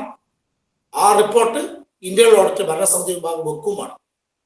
ഇനി മിക്കവാറും ഭരണസമിതികൾ മിക്കവാറും സ്ഥലങ്ങളിൽ ഞാൻ മനസ്സിലാക്കിയത് പർച്ചേസ് കമ്മിറ്റി എഫക്റ്റീവ് അല്ല എന്നുള്ളതാണ്. പർച്ചേസ് കമ്മിറ്റി ഒന്നും ശ്രദ്ധിക്കുന്നില്ല എന്നുള്ളതാണ്. അത് മാറ്റാൻ കഴിയണം. ഇന്റേണൽ ഓഡിറ്റർ അഡ്വൈസ് ചെയ്തുകൊണ്ട്, ഭരണസമിതിയിൽ അഡ്വൈസ് ചെയ്തുകൊണ്ട് പർച്ചേസ് കമ്മിറ്റിയുടെ പ്രാധാന്യം എന്താണെന്ന് കൃത്യമായിട്ട് മാനേജ്മെന്റിനെ ഭരണസമിതിയെ ബോധ്യപ്പെടുത്തിക്കൊണ്ട് കൃത്യമായിട്ട് പർച്ചേസ് കമ്മിറ്റി കൃത്യമായിട്ട് ഇടപെടാനും, പർച്ചേസിൽ ഓരോ കാര്യങ്ങൾ ഇടപെടാനും, സപ്ലയേഴ്സിനെ സെലക്ട് ചെയ്യുന്ന കാര്യത്തിൽ അവരുടെ ബാർഗെയിൻ ചെയ്തിട്ട് അവരുടെ കമ്മീഷൻ കിട്ടത്തക്ക വിധത്തിൽ, കമ്മീഷൻ മീൻസ് അത് കൃത്യമായിട്ട് സ്ഥാപനത്തിന് കമ്മീഷൻ കൃത്യമായിട്ട് ഡിസ്കൗണ്ട് കൃത്യമായിട്ട് കിട്ടത്തക്ക വിധത്തിൽ പർച്ചേസ് കമ്മിറ്റി എഫക്റ്റീവായിട്ട് ഇടപെടാനും, അതുപോലെ തന്നെ സെയിൽസ്മാൻ കൃത്യമായിട്ട് അവരുടെ ജോലി കൃത്യമായിട്ട് ഫലപ്രദമായിട്ട് നടപ്പിലാക്കുന്നുണ്ടോ എന്ന് മനസ്സിലാക്കാൻ രീതിയിലുള്ള പർച്ചേസ് കമ്മിറ്റി ഇടപെടൽ ശക്തിപ്പെടുത്താൻ കഴിയണം അങ്ങനെ ഇന്റേണൽ ഓഡിറ്റർ അഡ്വൈസ് ചെയ്തുകൊണ്ട് പർച്ചേസ് കമ്മിറ്റി ശക്തിപ്പെടുത്താനും പർച്ചേസ് കമ്മിറ്റിയുടെ പ്രവർത്തനം കൂടുതൽ മെച്ചപ്പെടുത്താനും കഴിയണം എന്നുള്ളതാണ് അതിന്റെ പ്രധാനമായിട്ടും സൂചിപ്പിക്കാനുള്ളത്. അങ്ങനെ ട്രേഡിംഗ് ട്രാൻസാക്ഷൻസ് ഉള്ള സംഘങ്ങളിൽ ഇന്റേണൽ ഓഡിറ്റിംഗ് കൃത്യമായിട്ട് നടപ്പിലാക്കാൻ കഴിയും എല്ലാ മേഖലയിലും. ഇപ്പൊ നമുക്ക് അറിയാം, സാധാരണ നിലയിൽ എക്സ്റ്റേണൽ ഓഡിറ്റേഴ്സ് ചെയ്യുമ്പം ലാബിലിറ്റി രജിസ്റ്റർ എടുക്കും, ടോട്ടൽ ലാബിലിറ്റി രജിസ്റ്റർ എടുക്കും, ലാബിലിറ്റി രജിസ്റ്റർ എടുത്ത് അവസാനം സ്റ്റോക്ക് എടുക്കും. ഈ ലാബിലിറ്റി രജിസ്റ്റർ വേണ്ട സ്റ്റോക്കും അതുപോലെ തന്നെ നമ്മളെ ഫിസിക്കൽ സ്റ്റോക്കും ശരിയാണെങ്കിൽ പിന്നെ ഓക്കെ, വേറെ പ്രശ്നമൊന്നുമില്ല. പക്ഷെ ഇതിന്റെ ഓരോ ട്രാൻസാക്ഷൻസും കൃത്യമായിട്ട് പരിശോധിക്കാനൊന്നും സാധിക്കാറില്ല. എല്ലാ ട്രാൻസാക്ഷനും കംപ്ലീറ്റ് പരിശോധിക്കാൻ കഴിയുന്നില്ല. നമുക്ക് സമയക്കുറവ് ധാരാളമുണ്ട്, വോളിയം ഓഫ് ട്രാൻസാക്ഷൻ കൂടുന്നുണ്ട്. പക്ഷെ ആ സമയത്ത് നമ്മൾ ഇന്റേണൽ ഓഡിറ്റിങ്ങോട് കൂടി ഓരോ മാസത്തെയും ഒരു മാസത്തെ ട്രാൻസാക്ഷൻ തൊട്ടടുത്ത മാസം നമ്മൾ വിശദമായിട്ട് പരിശോധിക്കപ്പെടാനും അത് ഫലപ്രദമായിട്ട് നമുക്ക് അതിൽ ഇടപെടാനും പരിശോധിച്ച് അത് കൃത്യമാണെന്ന് ഉറപ്പുവരുത്താൻ കഴിയണം. അങ്ങനെയുള്ള ഇന്റേണൽ ഓഡിറ്റിംഗ് സമ്പ്രദായ സ്ഥാപനം നിർബന്ധമായിട്ട് വേണം. അപ്പോൾ ഞാൻ പറഞ്ഞു വരുന്നത് മറ്റ് വെറൈറ്റി ആയിട്ടുള്ള ട്രാൻസാക്ഷൻസ് ഉണ്ടാവും. ഉദാഹരണമായിട്ട് ഇപ്പൊ ചില സ്ഥാപനങ്ങൾ പ്രൊഡക്ഷൻ ഉള്ള സ്ഥാപനം മാനുഫാക്ചറിംഗ് കൺസേൺ ഉണ്ടാവും, മാനുഫാക്ചറിംഗ് കൺസേൺ ഉണ്ടാവും, ഇൻഡസ്ട്രിയൽ സൊസൈറ്റി ഉണ്ടാവും. മാനുഫാക്ചറിംഗ് ആയിട്ടുള്ള സ്ഥാപനങ്ങളിൽ എങ്ങനെയാണത് റോ മെറ്റീരിയൽസ് പർച്ചേസ് ചെയ്യും, അതുപോലെ തന്നെ അതിന്റെ റോ മെറ്റീരിയൽസ് ഉപയോഗിച്ചുകൊണ്ടും ലേബേഴ്സ് ഉപയോഗിച്ചുകൊണ്ടും നമ്മളത് ഫിനിഷ്ഡ് ഗുഡ്സ് ആയിട്ട് മാറ്റപ്പെടും. ഫിനിഷ്ഡ് ഗുഡ്സ് ആയിട്ട് മാറ്റപ്പെടുമ്പോൾ അതിന്റെ കൺവേർഷൻ രജിസ്റ്റർ, ഈ റോ മെറ്റീരിയൽസ് എങ്ങനെ എത്ര റോ മെറ്റീരിയൽസ് ഫിനിഷ്ഡ് ഗുഡ്സ് ആയി മാറ്റപ്പെടുന്നു, അതിന്റെ പ്രൊപ്പോർഷൻ എങ്ങനെയാണ്, അതിന്റെ റേഷ്യോ എങ്ങനെയാണ് എന്ന് കാണിക്കുന്ന കൺവേർഷൻ രജിസ്റ്റർ കൃത്യമായിട്ട് സ്ഥാപനത്തിൽ എഴുതി സൂക്ഷിക്കാൻ കഴിയണം. അങ്ങനെ കൺവേർഷൻ രജിസ്റ്റർ കൃത്യമായിട്ട് അവിടെ സൂക്ഷിക്കുന്നുണ്ടെന്നും അത് ഫലപ്രദമായിട്ട് പരിശോധിക്കപ്പെടുന്നുണ്ടെന്നും നമുക്ക് ഇന്റേണൽ ഓഡിറ്റിൽ കൂടി മനസ്സിലാക്കാൻ സാധിക്കണം. അങ്ങനെ കൺവേർഷൻ രജിസ്റ്റർ സാധാരണ മിക്കവാറും സംഘങ്ങളിൽ ഉണ്ടാവും. മാനുഫാക്ചറിംഗ് കൺസേണിൽ മാത്രമാണ്, പ്രൊഡക്ഷൻ ഓറിയന്റഡ് സ്ഥാപനങ്ങളിൽ ഈ കൺവേർഷൻ രജിസ്റ്റർ അത്യാവശ്യമാണ്. ഉദാഹരണമായിട്ട് ഇപ്പം ഹോട്ടൽ അപ്പോൾ അവിടെ നമ്മൾ ഫുഡ് ഐറ്റംസ് ഉണ്ടാക്കും, കോഫി ഹൗസിൽ ഫുഡ് ഐറ്റംസ് ഉണ്ടാക്കും. ഫുഡ് ഐറ്റംസ് ഉണ്ടാക്കുമ്പോൾ ഒരു ഫുഡ് ഐറ്റംസ് എത്ര വെജിറ്റബിൾസിൽ എത്ര പ്രൊപ്പോർഷൻ വേണം എന്നുള്ളത് നമുക്ക് കൃത്യമായിട്ട് രജിസ്റ്റർ വെച്ചിട്ട് കൃത്യമായിട്ട് പരിശോധിക്കാൻ കഴിയും.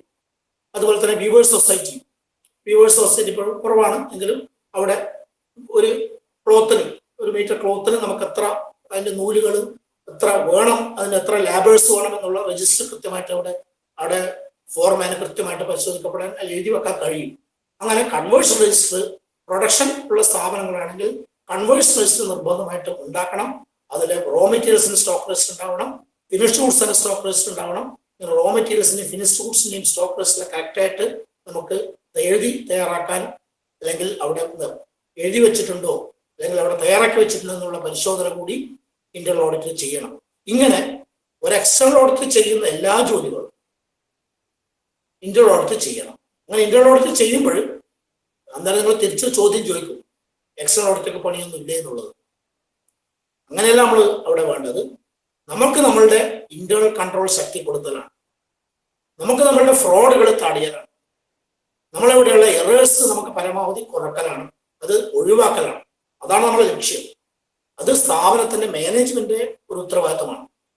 അങ്ങനെ ആ ഉത്തരവാദിത്തം ഭംഗിയായിട്ട് നിറവേറ്റണമെങ്കിൽ, ഇന്റേണൽ കൺട്രോൾ ശക്തിപ്പെടുത്തണമെങ്കിൽ, ഫ്രോഡുകൾ മിസ്അപ്രോഷൻ തടയണമെങ്കിൽ, എറേഴ്സ് ഒഴിവാക്കണമെങ്കിൽ തീർച്ചയായിട്ടും നമ്മളെ സ്ഥാപനത്തിന് കീഴിൽ ഇന്റേണൽ ഓഡിറ്റിംഗ് ശക്തിപ്പെടേണ്ട ആവശ്യകത ഇന്ന് കൂടിക്കൂടി വരികയാണ്. മിക്കവാറും നമുക്ക് പത്രവാർത്തകൾ കൂടി പല റിപ്പോർട്ടുകൾ നമുക്ക് കിട്ടുകയാണ്. പല സ്ഥാപനം കിട്ടുന്ന മിസ്അപ്രോഷൻസ്, അഴിമതികൾ നമ്മളെ മുമ്പിൽ വരികയാണ്. ഇങ്ങനെ ഈ അഴിമതികൾ വരുമ്പോൾ ഇത്തരം അഴിമതികൾ അത് മുളയിൽ നുള്ളിക്കളയാൻ വേണ്ടി, തുടക്കത്തിലെ നമുക്ക് ഒഴിവാക്കാൻ വേണ്ടി ഇന്റേണൽ ഓഡിറ്റിംഗ് ശക്തിപ്പെടണം എന്നുള്ളതിന് യാതൊരു തർക്കവുമില്ല. അത് നമ്മൾ ഫലപ്രദമായിട്ട് നടപ്പിലാക്കണം. അത് നടപ്പിലാക്കി കഴിഞ്ഞാൽ മാത്രമേ നമ്മളുടെ സ്ഥാപനം കൂടുതൽ മെച്ചപ്പെടാൻ കഴിയുള്ളൂ എന്നാണ് അതിന്റെ ഭാഗമായിട്ട് എനിക്ക് സൂചിപ്പിക്കാനുള്ളത്. ഞാൻ 2 കാര്യങ്ങൾ പറഞ്ഞു. ഒന്ന്, ഇന്റേണൽ ഓഡിറ്റിംഗ് എന്താണ് എന്നുള്ളത്. രണ്ടാമത്, ഇന്റേണൽ ഓഡിറ്റിംഗ് എങ്ങനെയാണ് നടപ്പിലാക്കേണ്ടത് എന്നുള്ളത്. അവിടെ പൂർണ്ണമായിട്ടില്ല, 2 കാര്യങ്ങളും കൂടി കൂട്ടിച്ചേർക്കുകയാണ്. ഒരു മാസത്തെ ഇന്റേണൽ ഓഡിറ്റിംഗ് ചെയ്തു കഴിഞ്ഞാൽ ഈ കാര്യങ്ങൾ കൃത്യമായിട്ട് റിപ്പോർട്ട് തയ്യാറാക്കി ഭരണസമിതി മുമ്പാകെ വെക്കണം. ഭരണസമിതി ഒരു പ്രത്യേക അജണ്ടയായിട്ട് ഈ കാര്യങ്ങൾ ചർച്ച ചെയ്യപ്പെടണം. ഇന്റേണൽ ഓഡിറ്റിംഗിൽ കണ്ടെത്തിയിട്ടുള്ള ന്യൂനതകൾ എന്തെല്ലാണെന്നുള്ളത് ഭരണസമിതി ഒരു പ്രത്യേക അജണ്ടയായിട്ട് ചർച്ച ചെയ്യപ്പെടുകയും പരിഹരിക്കപ്പെടാൻ പറ്റുന്ന കാര്യങ്ങൾ അതാത് സമയം തന്നെ പരിഹരിച്ചുകൊണ്ട് ഭരണസമിതി അതിൽ വേണ്ടത്ര രീതിയിൽ നല്ല രീതിയിൽ ഇടപെടാൻ കഴിയണം എന്നാണ് അതിന്റെ ഭാഗമായിട്ട് സൂചിപ്പിക്കുന്നത്. അപ്പോൾ ഇന്റേണൽ ഓഡിറ്റർ റിപ്പോർട്ട് ഭരണസമിതി മുമ്പാകെ വെക്കണം. അതിന്റെ കറക്റ്റീവ് ആക്ഷൻസ് നമുക്ക് ഉൾപ്പെടുത്താൻ കഴിയണം. പിന്നെ അടുത്ത മാസം, ഒരു മാസം കഴിഞ്ഞു, തൊട്ടടുത്ത മാസം ഇന്റേണൽ ഓഡിറ്റർ പരിശോധിക്കാൻ പോകുമ്പോൾ അയാൾ കണ്ടെത്തിയിട്ടുള്ള ന്യൂനതകളെല്ലാം കൃത്യമായിട്ട് പരിഹരിച്ചിട്ടുണ്ടോ എന്നുള്ള പരിശോധനയൊക്കെ നടത്താൻ കഴിയണം. തൊട്ടടുത്ത മാസം വീണ്ടും അയാൾ ഫീൽഡിലേക്ക് പോവുകയാണ്. അങ്ങനെ ഓരോ മാസവും അതിന്റെ മെയിൻ ഓഫീസിലെ ഹെഡ് ഓഫീസും ബ്രാഞ്ചുകളിലെല്ലാം ഇന്റേണൽ ഓഡിറ്റർ പരിശോധിക്കുന്ന രജിസ്ട്രാർഡ് സർക്കുലർ ഉണ്ട്. ഇന്റേണൽ ഓഡിറ്റർ എല്ലാ ബ്രാഞ്ചുകളും പരിശോധിക്കപ്പെടണം, അതിന്റെ റിപ്പോർട്ട് വെക്കണം. ഇന്റേണൽ ഓഡിറ്റർ ഇല്ലെങ്കിൽ സെക്രട്ടറി പരിശോധിക്കണം എന്നാണ് സർക്കുലർ പറഞ്ഞിട്ടുള്ളത്. എന്ന് പറഞ്ഞാൽ പരിശോധനയുടെ പ്രസക്തി അവിടെ ചൂണ്ടിക്കാണിക്കുക. അപ്പോൾ ഞാൻ പറഞ്ഞു വരുന്നത്, ഇന്റേണൽ ഓഡിറ്റിന്റെ ഭാഗമായിട്ട് തന്നെ ഓരോ ബ്രാഞ്ചുകളും പരിശോധിക്കപ്പെടണം. ആ പരിശോധിച്ച റിപ്പോർട്ട്, ഒരു മാസം പരിശോധിച്ച റിപ്പോർട്ട് തൊട്ടടുത്ത ഭരണസമിതിയിൽ ചർച്ച ചെയ്യപ്പെടണം. അതിന്റെ പരിഹാരങ്ങൾ കൃത്യമായിട്ട് അനലൈസ് ചെയ്യാൻ, പരിഹാരങ്ങൾ കൃത്യമായിട്ട് നമ്മൾ പരിശോധിക്കപ്പെടുകയും കറക്റ്റീവ് ആക്ഷൻസ് കൃത്യമായിട്ട് എടുക്കുകയും, അങ്ങനെ ഇന്റേണൽ ഓഡിറ്റിംഗ് കൊണ്ട് നമ്മളെ സ്ഥാപനത്തിന്റെ പ്രവർത്തനം മെച്ചപ്പെടുത്തണം. അല്ലെങ്കിൽ ഫ്രോഡുകൾ, മിസ്അപ്രഷൻസ് നമുക്ക് തുടക്കത്തിൽ തന്നെ നമുക്ക് കണ്ടുപിടിക്കാനും അത് ഒഴിവാക്കാനും കഴിയണം. ആ രൂപത്തിലാണ് ഇന്റേണൽ ഓഡിറ്റിംഗ് നമുക്ക് പൂർത്തീകരിക്കേണ്ടത്. ഇതാണ് ഞാൻ രണ്ടാമത്തെ ഭാഗം എന്ന് പറയുന്നത്, ഇന്റേണൽ ഓഡിറ്റിംഗ് എങ്ങനെയാണ് നടപ്പിലാക്കേണ്ടത് എന്നുള്ളത്. ഒരു അഭിപ്രായ വ്യത്യാസങ്ങൾ ഉണ്ടാവാം. കാരണം നമ്മളുടെ സാധാരണ നിയമത്തിൽ ഇന്റേണൽ ഓഡിറ്റിംഗ് എങ്ങനെ ചെയ്യണമെന്ന് പറയുന്നില്ല. പക്ഷെ നമ്മളുടെ ഒരു സ്ഥാപനത്തിന് ഇന്റേണൽ ഓഡിറ്റർ പോസ്റ്റ് അനുവദിച്ചു കൊടുത്തിട്ടുണ്ട്. ഇന്റേണൽ ഓഡിറ്റർ പോസ്റ്റ് അനുവദിച്ചു കൊടുത്തത് തീർച്ചയായിട്ടും ആ പോസ്റ്റൽ ഉദ്യോഗസ്ഥൻ ഇന്റേണൽ ഓഡിറ്റിംഗിന്റെ ജോലി കൃത്യമായിട്ട് ചെയ്യണം. അപ്പൊ നമ്മൾ തിരിച്ചു ചോദിക്കുന്നത്, ഈ ഉദ്യോഗസ്ഥന് ഇത് മുഴുവൻ ചെയ്യാൻ പറ്റുമോ എന്നുള്ളതാണ്. ഇല്ലെങ്കിലും ഒരു വർഷം തുടർച്ചയായിട്ട് ഈ ജോലി മാത്രം ചെയ്യുക എന്നുള്ളതാണ് ഇന്റേണൽ ഓഡിറ്ററുടെ ഡ്യൂട്ടി. ഒരു വർഷം തുടർച്ചയായിട്ട് വേറെ ജോലിയാക്കി ചെയ്യേണ്ട ആവശ്യമില്ല.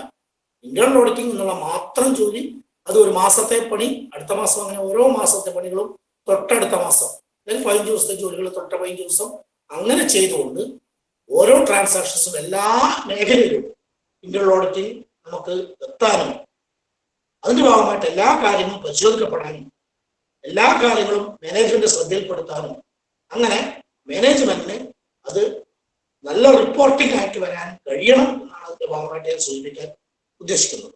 ഇനി അടുത്തത്, എങ്ങനെയാണ് ഇന്റേണൽ ഓഡിറ്റിംഗ് കൊണ്ട് ഭരണസമിതിക്ക് എന്താണ് ഗുണം? ഭരണസമിതിക്ക് അതിനുള്ള ഗുണം എന്താണ്? ഭരണസമിതി അതെങ്ങനെയാണ്, പിന്നെ അതിന്റെ ഗുണം എങ്ങനെയാണ്, ഭരണസമിതിക്ക് എന്തുകൊണ്ടാണ് ഇങ്ങനെ നേട്ടം വരുന്നത് എന്നുള്ള കാര്യങ്ങൾ. ഒരു സെക്കൻഡ്.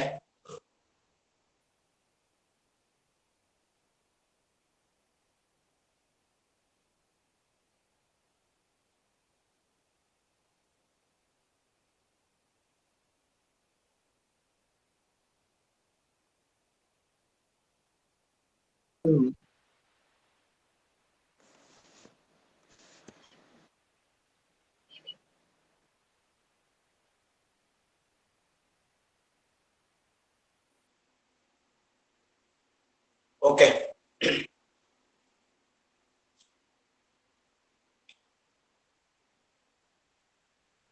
ഇന്റേണൽ ഓഡിറ്റിംഗ് കൊണ്ട് ഭരണസമിതിക്ക് എങ്ങനെയാണ്, അതിനെ കൊണ്ടുള്ള ഗുണം എന്താണ് എന്നുള്ളതാണ് മൂന്നാമത്തെ ഭാഗമായിട്ട്. രണ്ട് ഭാഗം ഞാൻ പറഞ്ഞു കഴിഞ്ഞു. ഇന്റേണൽ ഓഡിറ്റിംഗ് എന്താണെന്ന്, രണ്ടാമത്തെ ഇന്റേണൽ ഓഡിറ്റ് എങ്ങനെയാണ് നമ്മൾ ചെയ്യേണ്ടത് എന്നുള്ളത് ഞാൻ പറഞ്ഞു.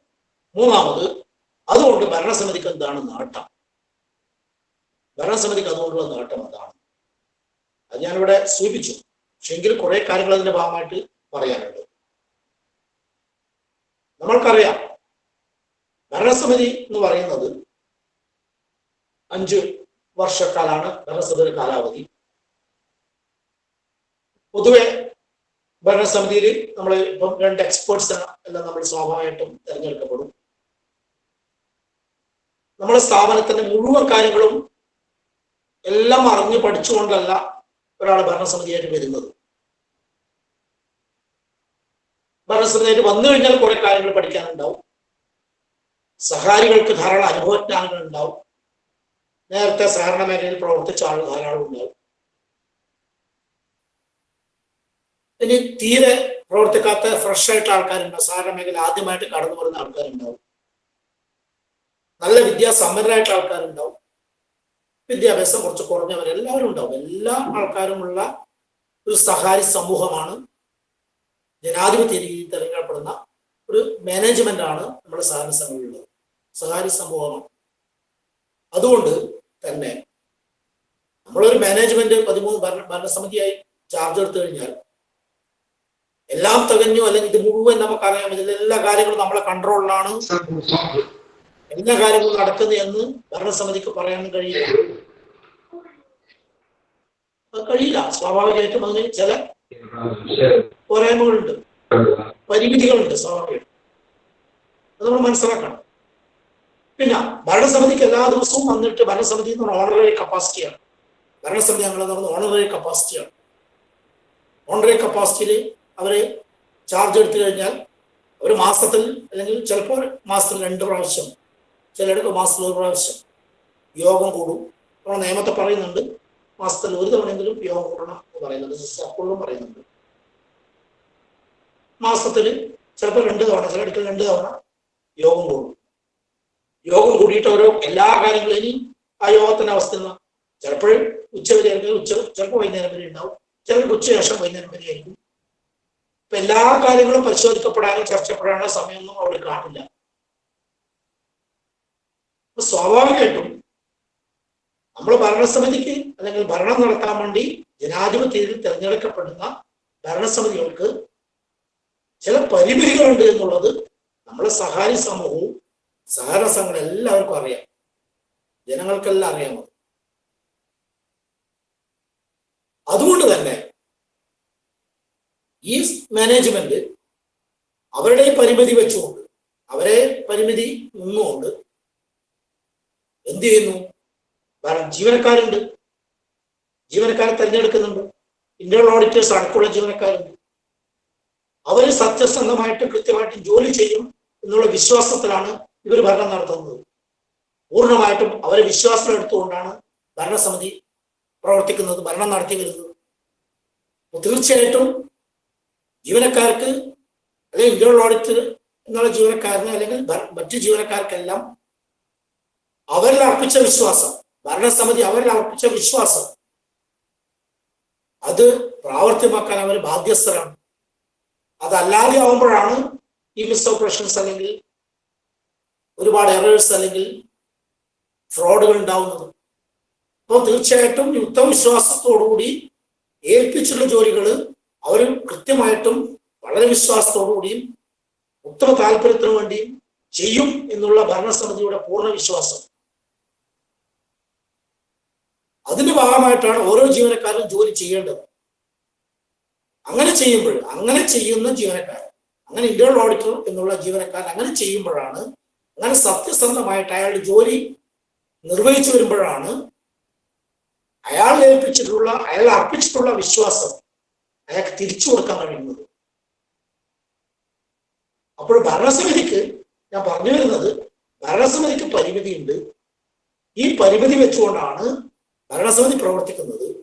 അപ്പൊ തീർച്ചയായിട്ടും ഭരണസമിതിക്ക് ഉണ്ടാവുന്ന ഏറ്റവും വലിയ നേട്ടമാണ് ഈ ഇന്റേണൽ ഓഡിറ്റിങ്ങിൽ കൂടി അവരെ നടത്തപ്പെടുന്ന പ്രവർത്തനങ്ങളെല്ലാം, അവരെ മാനേജ്മെന്റിൽ നടത്തപ്പെടുന്ന പ്രവർത്തനങ്ങളെല്ലാം നമ്മളെ നിയമപ്രകാരവും ബൈലോ പ്രകാരവും സർക്കിൾ പ്രകാരവും എല്ലാം കൃത്യമായിട്ട് നടപ്പിലാക്കുന്നുണ്ട് എന്ന് ഉറപ്പുവരുത്തുന്ന ഇന്റേണൽ ഓഡിറ്റിംഗ് സംവിധാനം ഉണ്ടെങ്കിൽ ഭരണസമിതിക്ക് അത് വലിയൊരു വിശ്വാസമാണ്. ഭരണസമിതിക്ക് ആത്മവിശ്വാസം കൂടും. ഭരണസമിതിക്ക് അത് വലിയൊരു കാര്യമാണ്, വലിയൊരു നേട്ടമാണ്. അതാണ് നമ്മൾ കാണേണ്ടത്. ഭരണസമിതികൾക്ക് എല്ലാ കാര്യങ്ങളും പരിശോധിക്കപ്പെടാൻ അവരെടുത്ത തീരുമാനങ്ങളെല്ലാം നടപ്പിലാക്കുമ്പോൾ ആ എടുത്ത തീരുമാനങ്ങൾ അതേപടി നടപ്പിലാകുന്നുണ്ടോ എന്നുള്ളത് പരിശോധിക്കപ്പെടാൻ ഭരണസമിതിക്ക് സാധിക്കുന്നില്ല. അത് സാധ്യമാവുന്നത് ഇത്തരം ഇന്റേണൽ ഓഡിറ്റിങ്ങിൽ കൂടി ആയിരിക്കണം എന്നാണ് ഞാൻ സൂചിപ്പിക്കാൻ ഉദ്ദേശിക്കുന്നത്. അങ്ങനെ ഇന്റേണൽ ഓഡിറ്റിംഗ് ശക്തിപ്പെടുത്തുമ്പോൾ ഭരണസമിതി എടുത്ത തീരുമാനങ്ങളെല്ലാം, നിയമപ്രകാരം എടുത്ത തീരുമാനങ്ങളെല്ലാം കൃത്യമായിട്ട് നടപ്പിലാക്കുന്നുണ്ട് എന്ന് ഭരണസമിതിക്ക് അത് കൃത്യമായിട്ട് പറയാൻ കഴിയും ഫലപ്രദമായ രീതിയിൽ ഇന്റേണൽ ഓഡിറ്റിംഗ് സംവിധാനം ഉണ്ടാവുകയും ആ ഇന്റേണൽ ഓഡിറ്റിംഗ് സംവിധാനത്തിൽ കൂടി റിപ്പോർട്ടിംഗ് അവർക്ക് കൃത്യമായിട്ട് കിട്ടുകയും ചെയ്തു കഴിഞ്ഞാൽ ഭരണസമിതിക്ക് പറയാൻ കഴിയും നമ്മളെടുത്ത തീരുമാനങ്ങൾ കൃത്യമായിട്ടും നിയമപ്രകാരവും നടപ്പിലാവുന്നുണ്ട് എന്ന് പറയാൻ കഴിയും. അതാണ് ഒരു കാര്യം. രണ്ടാമത്, ഇങ്ങനെ ഭരണസമിതി പ്രവർത്തിക്കുമ്പോൾ ഒരുപാട് പോരായ്മകളുണ്ട്. ഭരണസമിതിക്ക് തന്നെ തീരുമാനമെടുക്കുമ്പോൾ ഒരുപാട് പോരായ്മകളുണ്ട്. ഭരണസമിതി തീരുമാനം എടുക്കുമ്പോൾ സ്വാഭാവികമായിട്ടും സഹകരണ നിയമം, രജിസ്ട്രാർഡ് സർക്കുലർ, ബൈലോ ഇതെല്ലാം കൃത്യമായിട്ട് നോക്കിയതിന് ശേഷമാണ് ഭരണസമിതി തീരുമാനം എടുക്കേണ്ടത്. എന്ന് പറഞ്ഞാൽ ഒരു തീരുമാനവും സഹകരണ നിയമത്തിനും ചട്ടത്തിനും രജിസ്ട്രാർ സർക്കുലറിനും ബൈലോക്ക് വിരുദ്ധമാവാൻ പാടില്ല. അപ്പോൾ ഇത്തരം തീരുമാനങ്ങളെല്ലാം സഹകരണ നിയമപ്രകാരമാണോ ബൈലോ വ്യവസ്ഥ പ്രകാരമാണോ എന്ന് ഉപദേശിച്ചു കൊടുക്കേണ്ട ഉത്തരവാദിത്വം അതിന്റെ ജീവനക്കാർ, പ്രത്യേകമായിട്ട് സെക്രട്ടറിയിൽ ഇന്റേണൽ ഓഡിറ്റർക്ക് ഉണ്ട്, കൊടുക്കാം.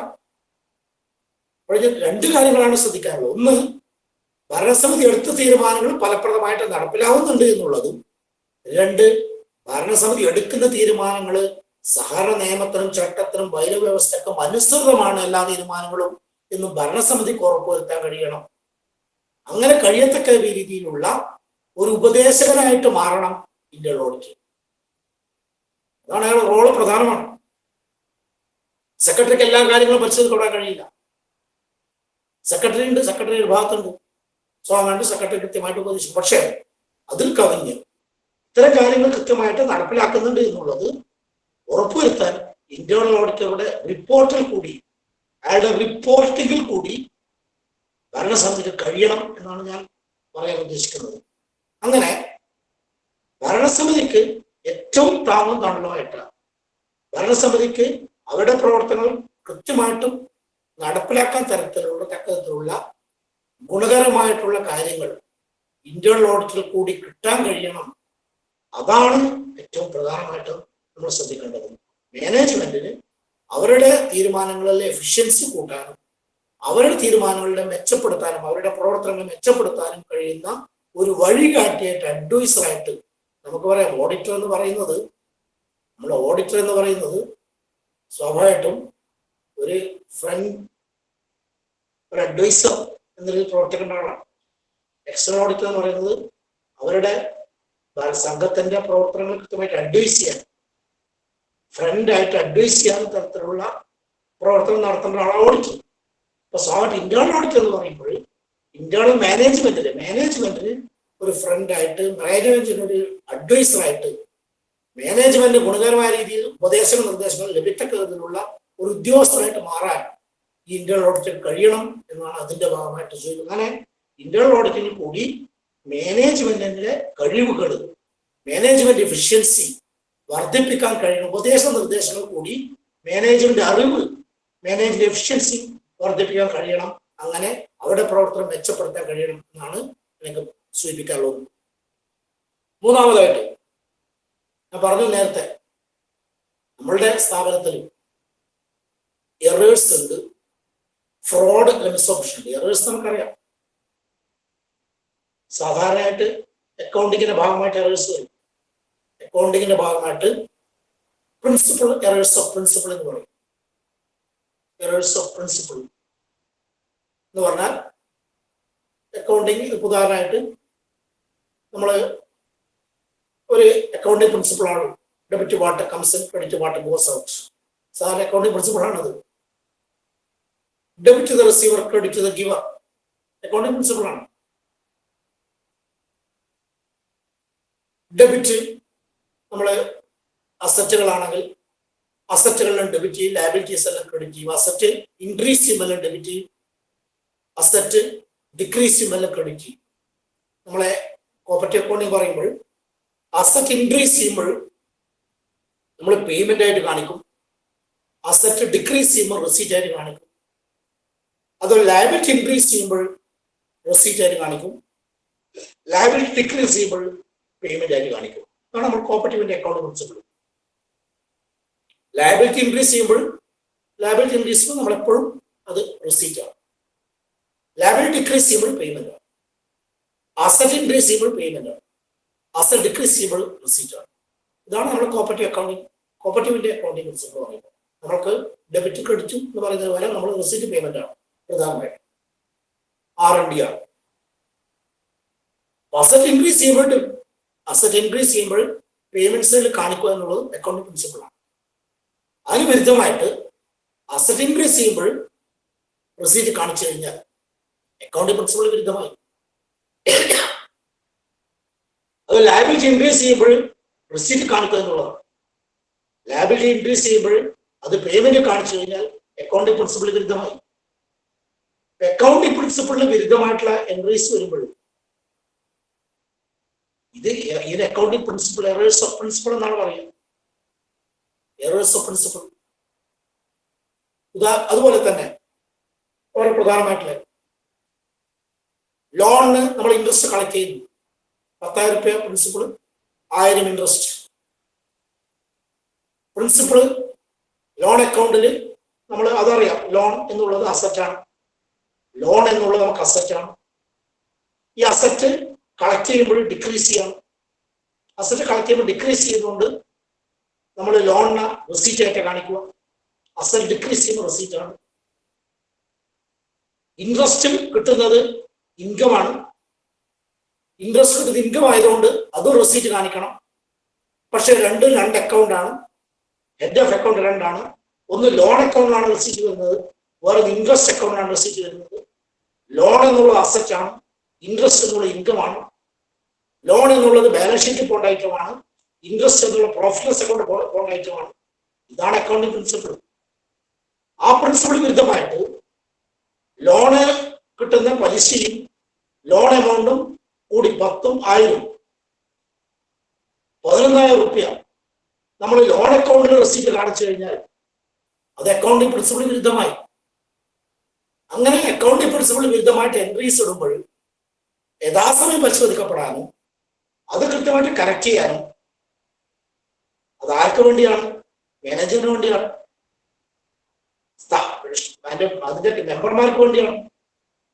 അത് കൃത്യമായിട്ട് പരിശോധിക്കപ്പെടാൻ, ഇത് ചെയ്ത് തെറ്റ് കഴിഞ്ഞാൽ അത് അതാ സമയം പരിശോധിക്കപ്പെടാൻ ഇന്ത്യയിലോട്ട് കഴിയണം. അതാണ് അക്കൗണ്ടിങ് പ്രിൻസിപ്പിൾ കൃത്യമായിട്ട് പാലിക്കപ്പെടുന്നുണ്ടോ എന്നുള്ളത് പരിശോധിക്കാൻ കഴിയണം. രണ്ടാമത് എറേഴ്സ് ഓഫ് ഒമിഷൻ. ഒമിഷൻ ഉണ്ടാവാം എന്ന് പറഞ്ഞാൽ നമ്മള് കംപ്ലീറ്റ് ഒമിഷൻ, പാർഷ്യൽ ഒമിഷനുണ്ട്, കംപ്ലീറ്റ് ഒമിഷൻ.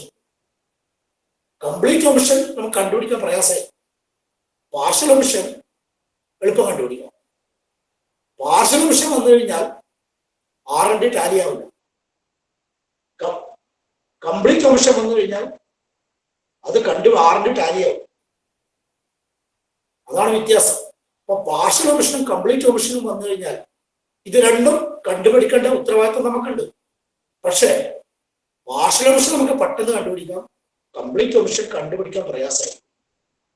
അതാത് സമയങ്ങളിൽ പരിശോധന നടത്തി കഴിഞ്ഞാൽ കംപ്ലീറ്റ് ഒമിഷൻ നമുക്ക് കണ്ടുപിടിക്കാൻ കഴിയും. പാർഷ്യൽ ഒമിഷൻ നമ്മൾ R&D എടുത്തുമ്പോൾ അതിന് മനസ്സിലാവും അവിടെ. അപ്പോൾ ഞാൻ പറഞ്ഞു വരുന്നത് ഇത്ര ഒമിഷൻ, എറേഴ്സ് ഓഫ് ഒമിഷൻ അത് കണ്ടുപിടിക്കുക എന്നുള്ളത് സ്ഥാപനത്തിന്റെ ആവശ്യമാണ്, ഭരണസമിതിയുടെ ആവശ്യമാണ്. അത് ഇന്റേണൽ ഓഡിറ്റ് കൂടി കഴിയണം എന്നാണ് അതിന്റെ ഭാഗമായിട്ട് സൂചിപ്പിക്കാറുള്ളത്.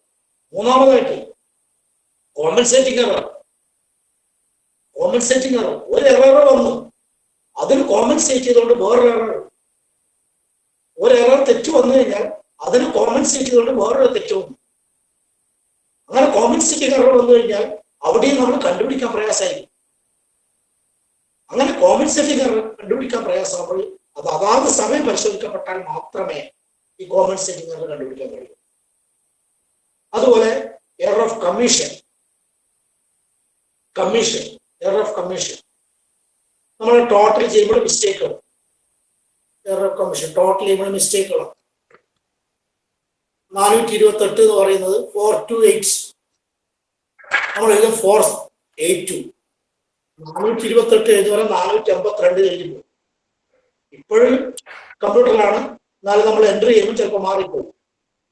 അപ്പോൾ ഇങ്ങനെയുള്ള എറേഴ്സ് ഓഫ് കമ്മീഷൻ, ഇത്തരം എറേഴ്സ് വന്നു കഴിഞ്ഞാൽ ഈ എറേഴ്സ് എല്ലാം തന്നെ അത് ഇന്റൻഷണൽ അല്ല, അത് നമുക്ക് വന്നു പോകുന്നതാണ്. അത് കണ്ടുപിടിക്കണം. അത് വന്നു പോകുന്ന വെച്ചാൽ കണ്ടുപിടിക്കണം, ആരാണ് ചെയ്തത്, എറർ വരുത്തിയത് കണ്ടുപിടിക്കണം, കറക്റ്റീവ് ആക്ഷൻസ് നിർബന്ധമായിട്ട് എടുക്കണം. അങ്ങനെ എറേഴ്സ് കണ്ടുപിടിക്കുക എന്നുള്ളത് വളരെ പ്രധാനപ്പെട്ടതാണ്. അത് ഭരണസമിതിക്ക് അത്യാവശ്യമാണ്. ഭരണസമിതിയുടെ ഈ അക്കൗണ്ട്സ്, ഫയൽ അക്കൗണ്ട്സ്, ഭരണസമിതി വിഭാഗം വരുന്ന ഫയൽ അക്കൗണ്ട്സ് ഒരു എററും ഇല്ലാതെയുള്ള ഫയൽ അക്കൗണ്ട്സ് ആയിരിക്കണം, ബാലൻസ് ഷീറ്റ് ആയിരിക്കണം, പ്രോഫിറ്റ് ലോസ് ഉണ്ടായിരിക്കണം എന്ന് ഉറപ്പുവരുത്തേണ്ടത് ഭരണസമിതിയുടെ ആവശ്യകതയാണ്. ഇപ്പോൾ ആരംഭത്തിലേക്ക് വരണമെങ്കിൽ ഇത്തരം എറേഴ്സുകൾ എല്ലാം അതാത് സമയം പരിശോധിച്ച് കണ്ടുപിടിച്ച് അത് തിരുത്താനുള്ള നടപടികൾ, അതാണ് ഇന്റേണൽ ഓഡിറ്റിംഗിൽ കൂടി ചെയ്യേണ്ടത്. രണ്ടാമതായിട്ട് ഫ്രോഡ് അല്ലെങ്കിൽ മിസ്ഓപ്പറേഷൻ, അത് ഇന്റൻഷണൽ എറേഴ്സ് ആണ്. ഫ്രോഡ് അല്ലെങ്കിൽ മിസ്ഓപ്പറേഷൻ എന്ന് പറയുന്നത് ഇന്റൻഷണൽ ആയിട്ട് വരുന്ന എറേഴ്സ് ആണ്, ഇന്റൻഷണൽ ആയിട്ട് ചെയ്യുന്ന എറേഴ്സ് ആണ്. അത് തീർച്ചയായിട്ടും തടയണം. എങ്ങനെ ഫ്രോഡ് മിസ്ഓപ്പറേഷൻ വരുന്നത്?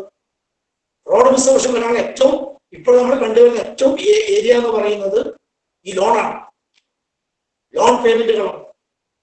FD ഫിക്സഡ് ഡെപ്പോസിറ്റ് ലോൺ, സാധാരണ ഗോൾഡ് ലോൺ, അതുപോലെ തന്നെ നമ്മളുടെ മറ്റു മോർഗേജ് ലോൺ. എത്ര കോടികളാണ് ബിനാമിയായിട്ട് കൊടുത്തു വരുന്നത് ലോണുകൾ. അങ്ങനെ ബിനാമി ലോണുകൾ കൊടുത്തു കഴിഞ്ഞാൽ അത് ഏറ്റവും വലിയ മിസ്ഓപ്പറേഷനാണ്. ഇപ്പൊ ലോൺ മേഖല, ലോൺ എന്നുള്ളത് ഇന്നിപ്പോഴും ആ ഏരിയ പരിശോധിക്കേണ്ട അത്യാവശ്യമാണ്. മിസ്ഓപ്പറേഷൻ ഉള്ള ഏരിയ എന്ന് വെച്ച് കഴിഞ്ഞാൽ ലോൺ പേയ്മെന്റ് ആണ് ഒരു ഏരിയ. അപ്പോൾ അത് പരിശോധിക്കപ്പെടാൻ നിർബന്ധമായിട്ട് കഴിയണം. രണ്ടാമതായിട്ട് പിന്നെ വരുന്ന ഏറ്റവും പ്രധാനപ്പെട്ട ബാങ്ക് അക്കൗണ്ടുകളാണ്. ഞാൻ നേരത്തെ പറഞ്ഞു, ബാങ്ക് അക്കൗണ്ടുകളാണ്. ആ മേഖല കൂടെ നമുക്ക് പരിശോധിക്കപ്പെടാൻ കഴിയണം. അതുപോലെ തന്നെ MDS അല്ലെങ്കിൽ MSS എന്ന് പറയുന്ന മേഖല, monthly saving scheme, MDS, HO branch, ഇത്തരം ഏരിയാസിൽ വരുന്ന ഫ്രോഡുകൾ, മിസ്ഓപ്പറേഷൻസ്, ഇത് കണ്ടെത്തണം തീർച്ചയായും. അത് എപ്പോഴോ കണ്ടെത്തിയിട്ട് കാര്യമില്ല. നമുക്കറിയാം, നമ്മൾ ലോൺ കൊടുത്തു, റവന്യൂ സർവീസ് ബാങ്കിൽ എപ്പം കൊടുത്ത ലോണാണ്? 10 വർഷം മുമ്പേ കൊടുത്ത ലോണാണ് ഇപ്പോഴും മിസ്ഓപ്പറേഷൻ ആയിട്ട് വരുന്നത്. അതാത് സമയത്ത് ഇന്റേണൽ ഓഡിറ്റിംഗ് ശക്തമായി നടത്തിയിട്ടുണ്ടെങ്കിൽ, എക്സ്റ്റേണൽ ഓഡിറ്റിംഗ് ഫലപ്രദമായി നടത്തിയിട്ടുണ്ടെങ്കിൽ, നമ്മൾ ചോദിക്കും ഇന്റേണൽ ഓഡിറ്റിംഗ് നടത്തിയിട്ട് എക്സ്റ്റേണൽ ഓഡിറ്റിംഗ് നടത്തി കണ്ടെത്തിയ കാര്യങ്ങളും വന്നിട്ടുണ്ട്, സ്വാഭാവികമാണ്. ഞാൻ ഒരു ബാങ്കിനെ പറ്റിയല്ല പറയുന്നത്, അങ്ങനെ ഒരുപാട് ബാങ്കുകളുണ്ട്, ഒറ്റപ്പെട്ട സംഭവങ്ങൾ നമ്മുടെ മേഖലയിലുണ്ട്. അത് മേഖലക്ക് മോശമാണ്, അത് ആര് എന്നുള്ളതല്ല, ഏത് എന്നല്ല. നമ്മളൊരു സ്ഥാപനം ഒരു മിസ്ഓപ്പറേഷൻ നടത്തിക്കഴിഞ്ഞാൽ, ഒരു സ്ഥാപനത്തിൽ ഫ്രോഡ് കണ്ടെത്തി കഴിഞ്ഞാൽ അത് ആ സ്ഥാപനത്തിൽ മാത്രമല്ല, നമ്മളെ മേഖലക്ക് തന്നെ മോശമാണ്, സാധാരണ മേഖല തന്നെ മോശമാണ്. അതൊരു തരത്തിലും ഒരു സ്ഥാപനത്തിലും നമുക്ക് ചെയ്യാൻ പറ്റാത്ത കാര്യമാണ്, ചെയ്യാൻ പാടില്ലാത്ത കാര്യമാണ്. അതിന് നമ്മൾ തീർച്ചയായിട്ടും നിർബന്ധമായിട്ടും അത് നമ്മൾ കണ്ടെത്തണം, അതാത് സമയം കണ്ടെത്തണം. എന്ത് ഫ്രോഡ് ഉണ്ടെങ്കിലും, എന്ത് മിസ്ഓപ്പറേഷൻ ഉണ്ടെങ്കിലും ആ സമയത്ത് നമുക്ക് കണ്ടെത്താൻ കഴിയണം.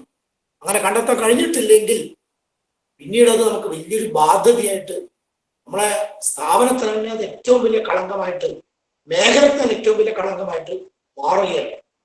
ഒറ്റപ്പെട്ട ധാരാളം സംഭവങ്ങൾ നമ്മളുണ്ട്. പക്ഷെ ഇതെല്ലാം വരുന്നത് ഇന്റേണൽ ഓഡിറ്റിംഗ് ഫലപ്രദമായിട്ട് നടപ്പിലായിട്ടുണ്ടെങ്കിൽ നമുക്കൊരു പരിധി വരെ നമുക്ക് മാറ്റാൻ കഴിയും. ഇത്തരം മിസ്ഓപ്പറേഷൻസ്, ഫ്രോഡുകൾ നമുക്ക് ഒഴിവാക്കാൻ കഴിയും. അങ്ങനെ വന്നു കഴിഞ്ഞാൽ തീർച്ചയായിട്ടും നമ്മളുടെ മാനേജ്മെന്റിന് അത് വലിയൊരു മുതൽക്കൂട്ടാവും എന്നാണ്. അതാണ് മാനേജ്മെന്റ് ഇന്റേണൽ ഓഡിറ്റിംഗ് കൊണ്ട് ഉണ്ടാവുന്ന ഗുണം. ഇനി അപ്പോൾ ചോദിക്കും, ഇന്റേണൽ ഓഡിറ്റിംഗിന് ഇത്ര ഫലപ്രദമായിട്ട് അയാളുടെ ക്വാളിഫിക്കേഷൻ എന്താണ്? ഇന്റേണൽ ഓഡിറ്റർ ക്വാളിഫിക്കേഷൻ എന്താണ്? അയാൾക്ക് ക്വാളിഫൈഡ് ആണോ? ഈ ഓഡിറ്റിംഗിൽ ക്വാളിഫൈഡ് ആയിട്ടാണോ ഇന്റേണൽ ഓഡിറ്റർ? നല്ല ചോദ്യങ്ങളും വരാൻ സാധ്യതയുണ്ട്. കാരണം നമുക്ക് ഒരു ജൂനിയർ ക്ലർക്കായിട്ട് ആള്, ഒരു BCom കോർപ്പറേഷൻ അല്ലെ JDC അല്ലെ HDC ഡിഗ്രി കഴിഞ്ഞ ഒരാള് ബാങ്ക് ജൂനിയർ ക്ലർക്കായിട്ട് കയറി, ജൂനിയർ ക്ലർക്കുന്ന അയാൾ പ്രൊമോഷനായി സീനിയർ ക്ലർക്കായി മാറി, സീനിയർ ക്ലർക്കുന്ന അയാൾ പ്രൊമോഷൻ അക്കൗണ്ടന്റായി മാറി, അക്കൗണ്ടന്റ് അയാൾ ഇന്റേണൽ ഓഡിറ്ററായിട്ട് ബ്രാഞ്ച് മാനേജറായിട്ട് പ്രൊമോഷനായി മാറുകയാണ്. അങ്ങനെ പ്രൊമോഷനായിട്ട് മാറുമ്പോൾ ഇന്റേണൽ ഓഡിറ്റ് കണ്ടെത്താനുള്ള എല്ലാ ക്വാളിഫിക്കേഷൻസും ഉണ്ടോ എന്നുള്ളത് സ്വാഭാവികമായിട്ടും ചോദ്യം വരാം. അയാൾക്ക് വല്ല ക്വാളിഫിക്കേഷൻസ് പ്രിസ്ക്രൈബ് ചെയ്തിട്ടുണ്ടോ? നമ്മളുടെ നിയമത്തിൽ ഇന്റേണൽ ഓഡിറ്റർക്ക് പ്രത്യേകമായിട്ട് ക്വാളിഫിക്കേഷൻസ് ഒന്നും പ്രിസ്ക്രൈബ് ചെയ്തിട്ടില്ല. പക്ഷേ ബൈ എക്സ്പീരിയൻസ്, വർക്ക് എക്സ്പീരിയൻസ്, ചെയ്ത ജോലിയുടെ എക്സ്പീരിയൻസ് കൊണ്ട് തീർച്ചയായിട്ടും അയാൾ ക്വാളിഫൈഡ് ആവണം. അതാണ് വേണ്ടത്. നമ്മളിപ്പോൾ ഒരു വലിയ ക്വാളിഫൈഡ് ആയിട്ടുള്ള ആൾക്കാർ വന്നു കഴിഞ്ഞാൽ അയാൾക്ക് ഇതെല്ലാം പരിശോധിക്കാൻ കഴിയുമെന്ന് വെച്ചാൽ കഴിയില്ല. പക്ഷെ നമ്മൾ ഇത്രയും കാലം ചെയ്ത ജോലികളും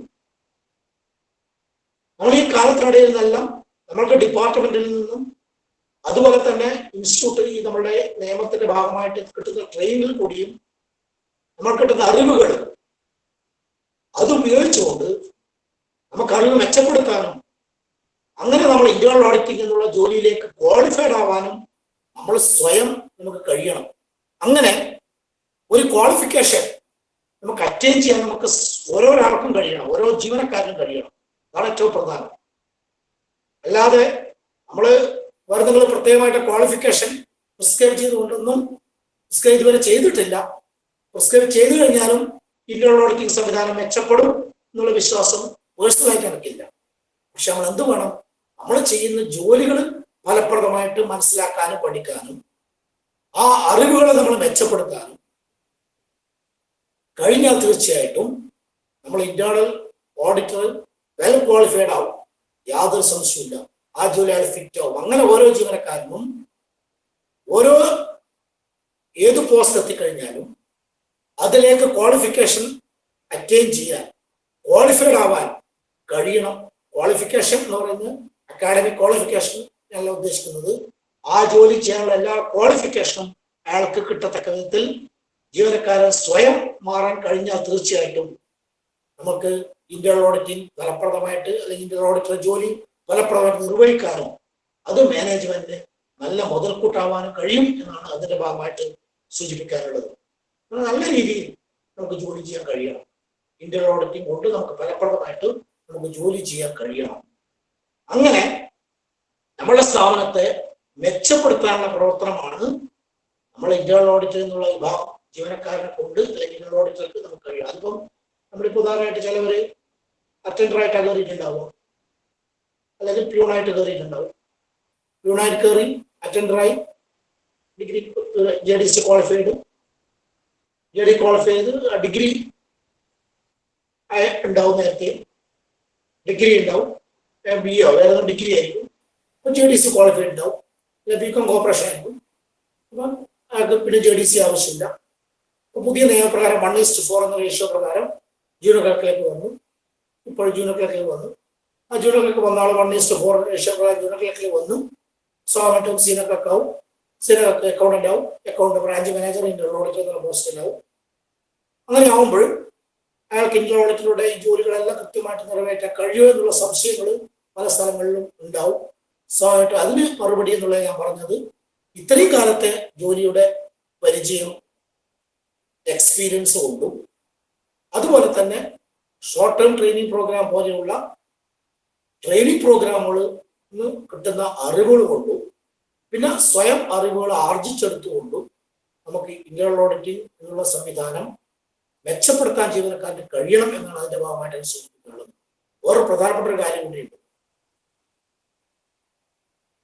നമ്മളിപ്പോൾ ഏറ്റവും പ്രധാനപ്പെട്ട ഒരു മേഖലയാണ് ജീവനക്കാരുടെ എസ്റ്റാബ്ലിഷ്മെന്റ് സംബന്ധമായിട്ടുള്ള മേഖല. ഓഡിറ്റ് സമയത്ത് ധാരാളം ജീവനക്കാരുണ്ടെങ്കിൽ ഓരോ ജീവനക്കാരന്റെ സർവീസ് ബുക്കുകളും അവരുടെ ശമ്പളവും ശമ്പള പരിഷ്കരണവും മറ്റു കാര്യങ്ങളൊന്നും പൂർണ്ണമായിട്ട് പരിശോധിക്കപ്പെടാൻ കഴിയുന്നുണ്ടോ ചോദിച്ചു കഴിഞ്ഞാൽ അത് കഴിയുന്നില്ല എന്ന് കൃത്യമായിട്ട് പറയാം. ജീവനക്കാരുടെ സർവീസ് ബുക്കൊന്നും കംപ്ലീറ്റ് പരിശോധിച്ച് പൂർത്തീകരിച്ചുകൊണ്ടൊന്നും അല്ല നമുക്ക് ഓഡിറ്റ് കംപ്ലീറ്റ് ചെയ്യുന്നത്. എല്ലാവർക്കും പറയുന്ന കാര്യമാണ്. ജീവനക്കാരുടെ ഓരോ പ്രശ്നങ്ങൾ ഒരുപാടുണ്ട്. നമ്മൾ ഓഡിറ്റ് കഴിഞ്ഞിട്ടും ജീവനക്കാരന്റെ അവരുടെ ശമ്പളത്തിലുള്ള അനോമലി, തസ്തികകളുടെ അനോമലി ഒരുപാടുണ്ട്. തർക്കങ്ങൾ, ജീവനക്കാർ തമ്മിലുള്ള തർക്കങ്ങൾ, സർവീസ് പ്രശ്നങ്ങൾ ധാരാളമുണ്ട്. അവിടുത്തെ സീനിയർ ജൂനിയർ അനോമലികൾ വരുന്നുണ്ട്. പ്രൊമോഷൻ സമയത്ത് തർക്കങ്ങൾ വരുന്നുണ്ട്. സീനിയർ ലിസ്റ്റ് പ്രകാരം തർക്കങ്ങൾ വരുന്നുണ്ട്. എന്തുകൊണ്ടാണ് ഇത്ര തർക്കങ്ങൾ വരുന്നത് നമ്മൾ പരിശോധിക്കപ്പെടണം. നമ്മൾ പ്രോപ്പറായിട്ട് കൃത്യമായിട്ടെല്ലാം കാര്യങ്ങൾ ചെയ്തു കഴിഞ്ഞാൽ ഇത്തരം തർക്കങ്ങൾ ഉണ്ടാവില്ല. അങ്ങനെ തർക്കങ്ങൾ പരിഹരിക്കപ്പെടണമെങ്കിൽ എന്തു വേണം? അവിടെ ഓഡിറ്റിംഗ് സംവിധാനം വേണം. ഫലപ്രദമായിട്ട് ഇന്റേണൽ ഓഡിറ്റിംഗ് സംവിധാനം വേണം. എസ്റ്റാബ്ലിഷ്മെന്റ് കാര്യമായി എല്ലാം കൃത്യമായിട്ട് പറ്റും. അപ്പൊ എസ്റ്റാബ്ലിഷ്മെന്റ് കാര്യങ്ങൾ അതിപ്പോഴും വലിയൊരു ചർച്ചയാണ്, വലിയ പ്രശ്നമാണ്. അങ്ങോട്ട് എസ്റ്റാബ്ലിഷ്മെന്റ് മുഴുവൻ കാര്യങ്ങളും മനസ്സിലാക്കി KSR പ്രകാരമുള്ള നമ്മളുടെ ലീവ് റൂൾസും DA റൂൾസും അതുപോലെ വിവിധ സമയത്തുള്ള ശമ്പള പരിഷ്കരണ ഉത്തരവുകളും ഗ്രേഡ് പ്രൊമോഷൻ സംബന്ധിച്ച ഉത്തരവുകളും ഇതെല്ലാം പൂർണ്ണമായിട്ട് മനസ്സിലാക്കുന്ന ആൾക്കാർ കുറഞ്ഞു വരുന്ന ഒരു സ്ഥിതിവിശേഷം, അത് പറയാൻ പറ്റുന്ന കാര്യമല്ല, എങ്കിലും കുറഞ്ഞു വരുന്ന സ്ഥിതിവിശേഷങ്ങളുണ്ട്. എല്ലാവരും താൽക്കാലിക നേട്ടത്തിന് വേണ്ടിയിട്ട് കാര്യങ്ങൾ മനസ്സിലാക്കുക ചെയ്യുക എന്നുള്ളത് മാത്രമേ ഇപ്പം ചെയ്യുന്നുള്ളൂ. അപ്പോൾ മാറ്റിയെടുക്കണം, ഇതെല്ലാം പഠിക്കണം. ആ ജീവനക്കാർ, ഞാൻ പറഞ്ഞു വരുന്നത് ഇന്റേണൽ ഓഡിറ്റർ ആവുന്ന ആ ജീവനക്കാരൻ ആരാണ്? ഇന്റേണൽ ഓഡിറ്റിംഗ് ചെയ്യുന്ന ജോലി ചെയ്യുന്ന ജീവനക്കാരൻ ആർക്കും ആവാലോ, പ്രൊമോഷൻ വഴി ആരും ആവാലോ, മാറി വരുമല്ലോ. സ്വാഭാവികമായിട്ടും ജീവനക്കാരെല്ലാം തന്നെ സർവീസ് പ്രശ്നങ്ങൾ, സർവീസ് മാറ്ററുകൾ ഭംഗിയായിട്ട് കൈകാര്യം ചെയ്യുന്നിടത്തിലേക്ക് ഉയർത്തിക്കൊണ്ടുവരാൻ കഴിയണം നമുക്ക്.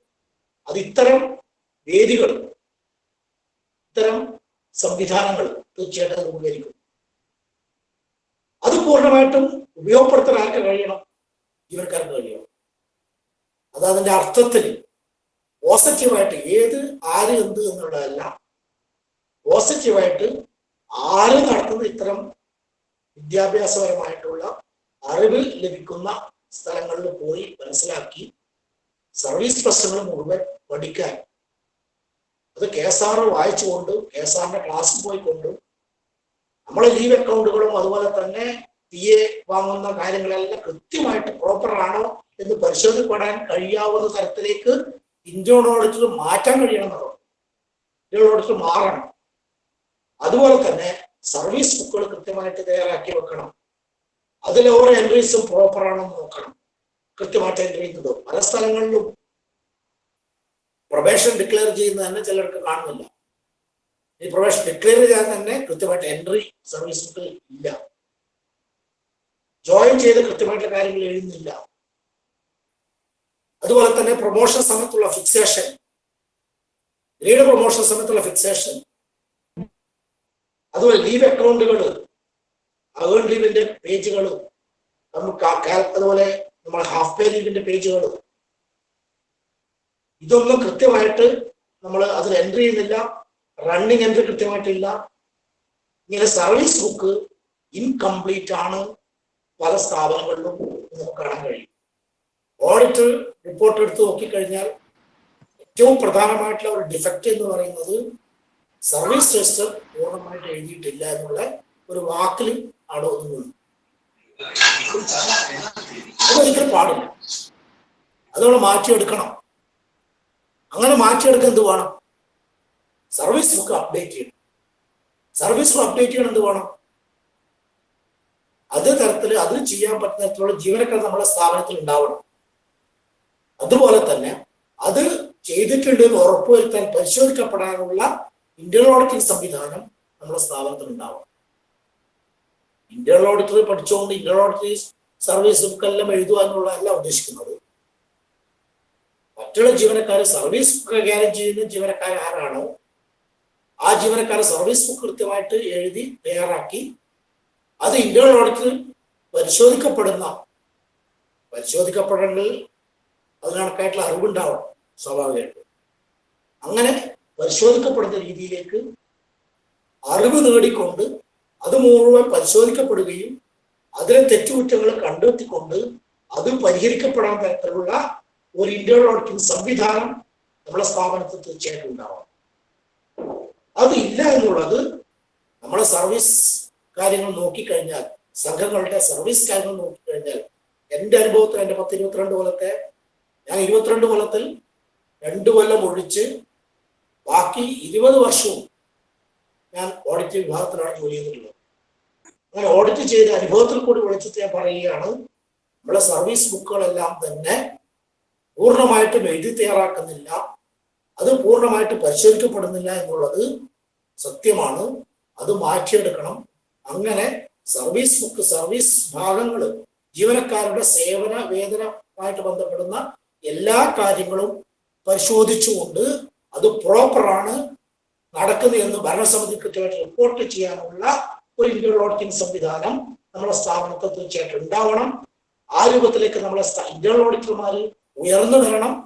ആ രൂപത്തിലേക്ക് നമ്മുടെ സ്ഥാപനങ്ങൾ മാറി വരണം എന്നാണ് അതിന്റെ ഭാഗമായിട്ട് എനിക്ക് സൂചിപ്പിക്കാനുള്ളത്. ഇന്റേണൽ ഓഡിറ്റിംഗ് വളരെ സർവീസ് ഭാഗത്ത് ഇന്റേണൽ ഓഡിറ്റിംഗ് കൃത്യമായിട്ട് നടത്തും.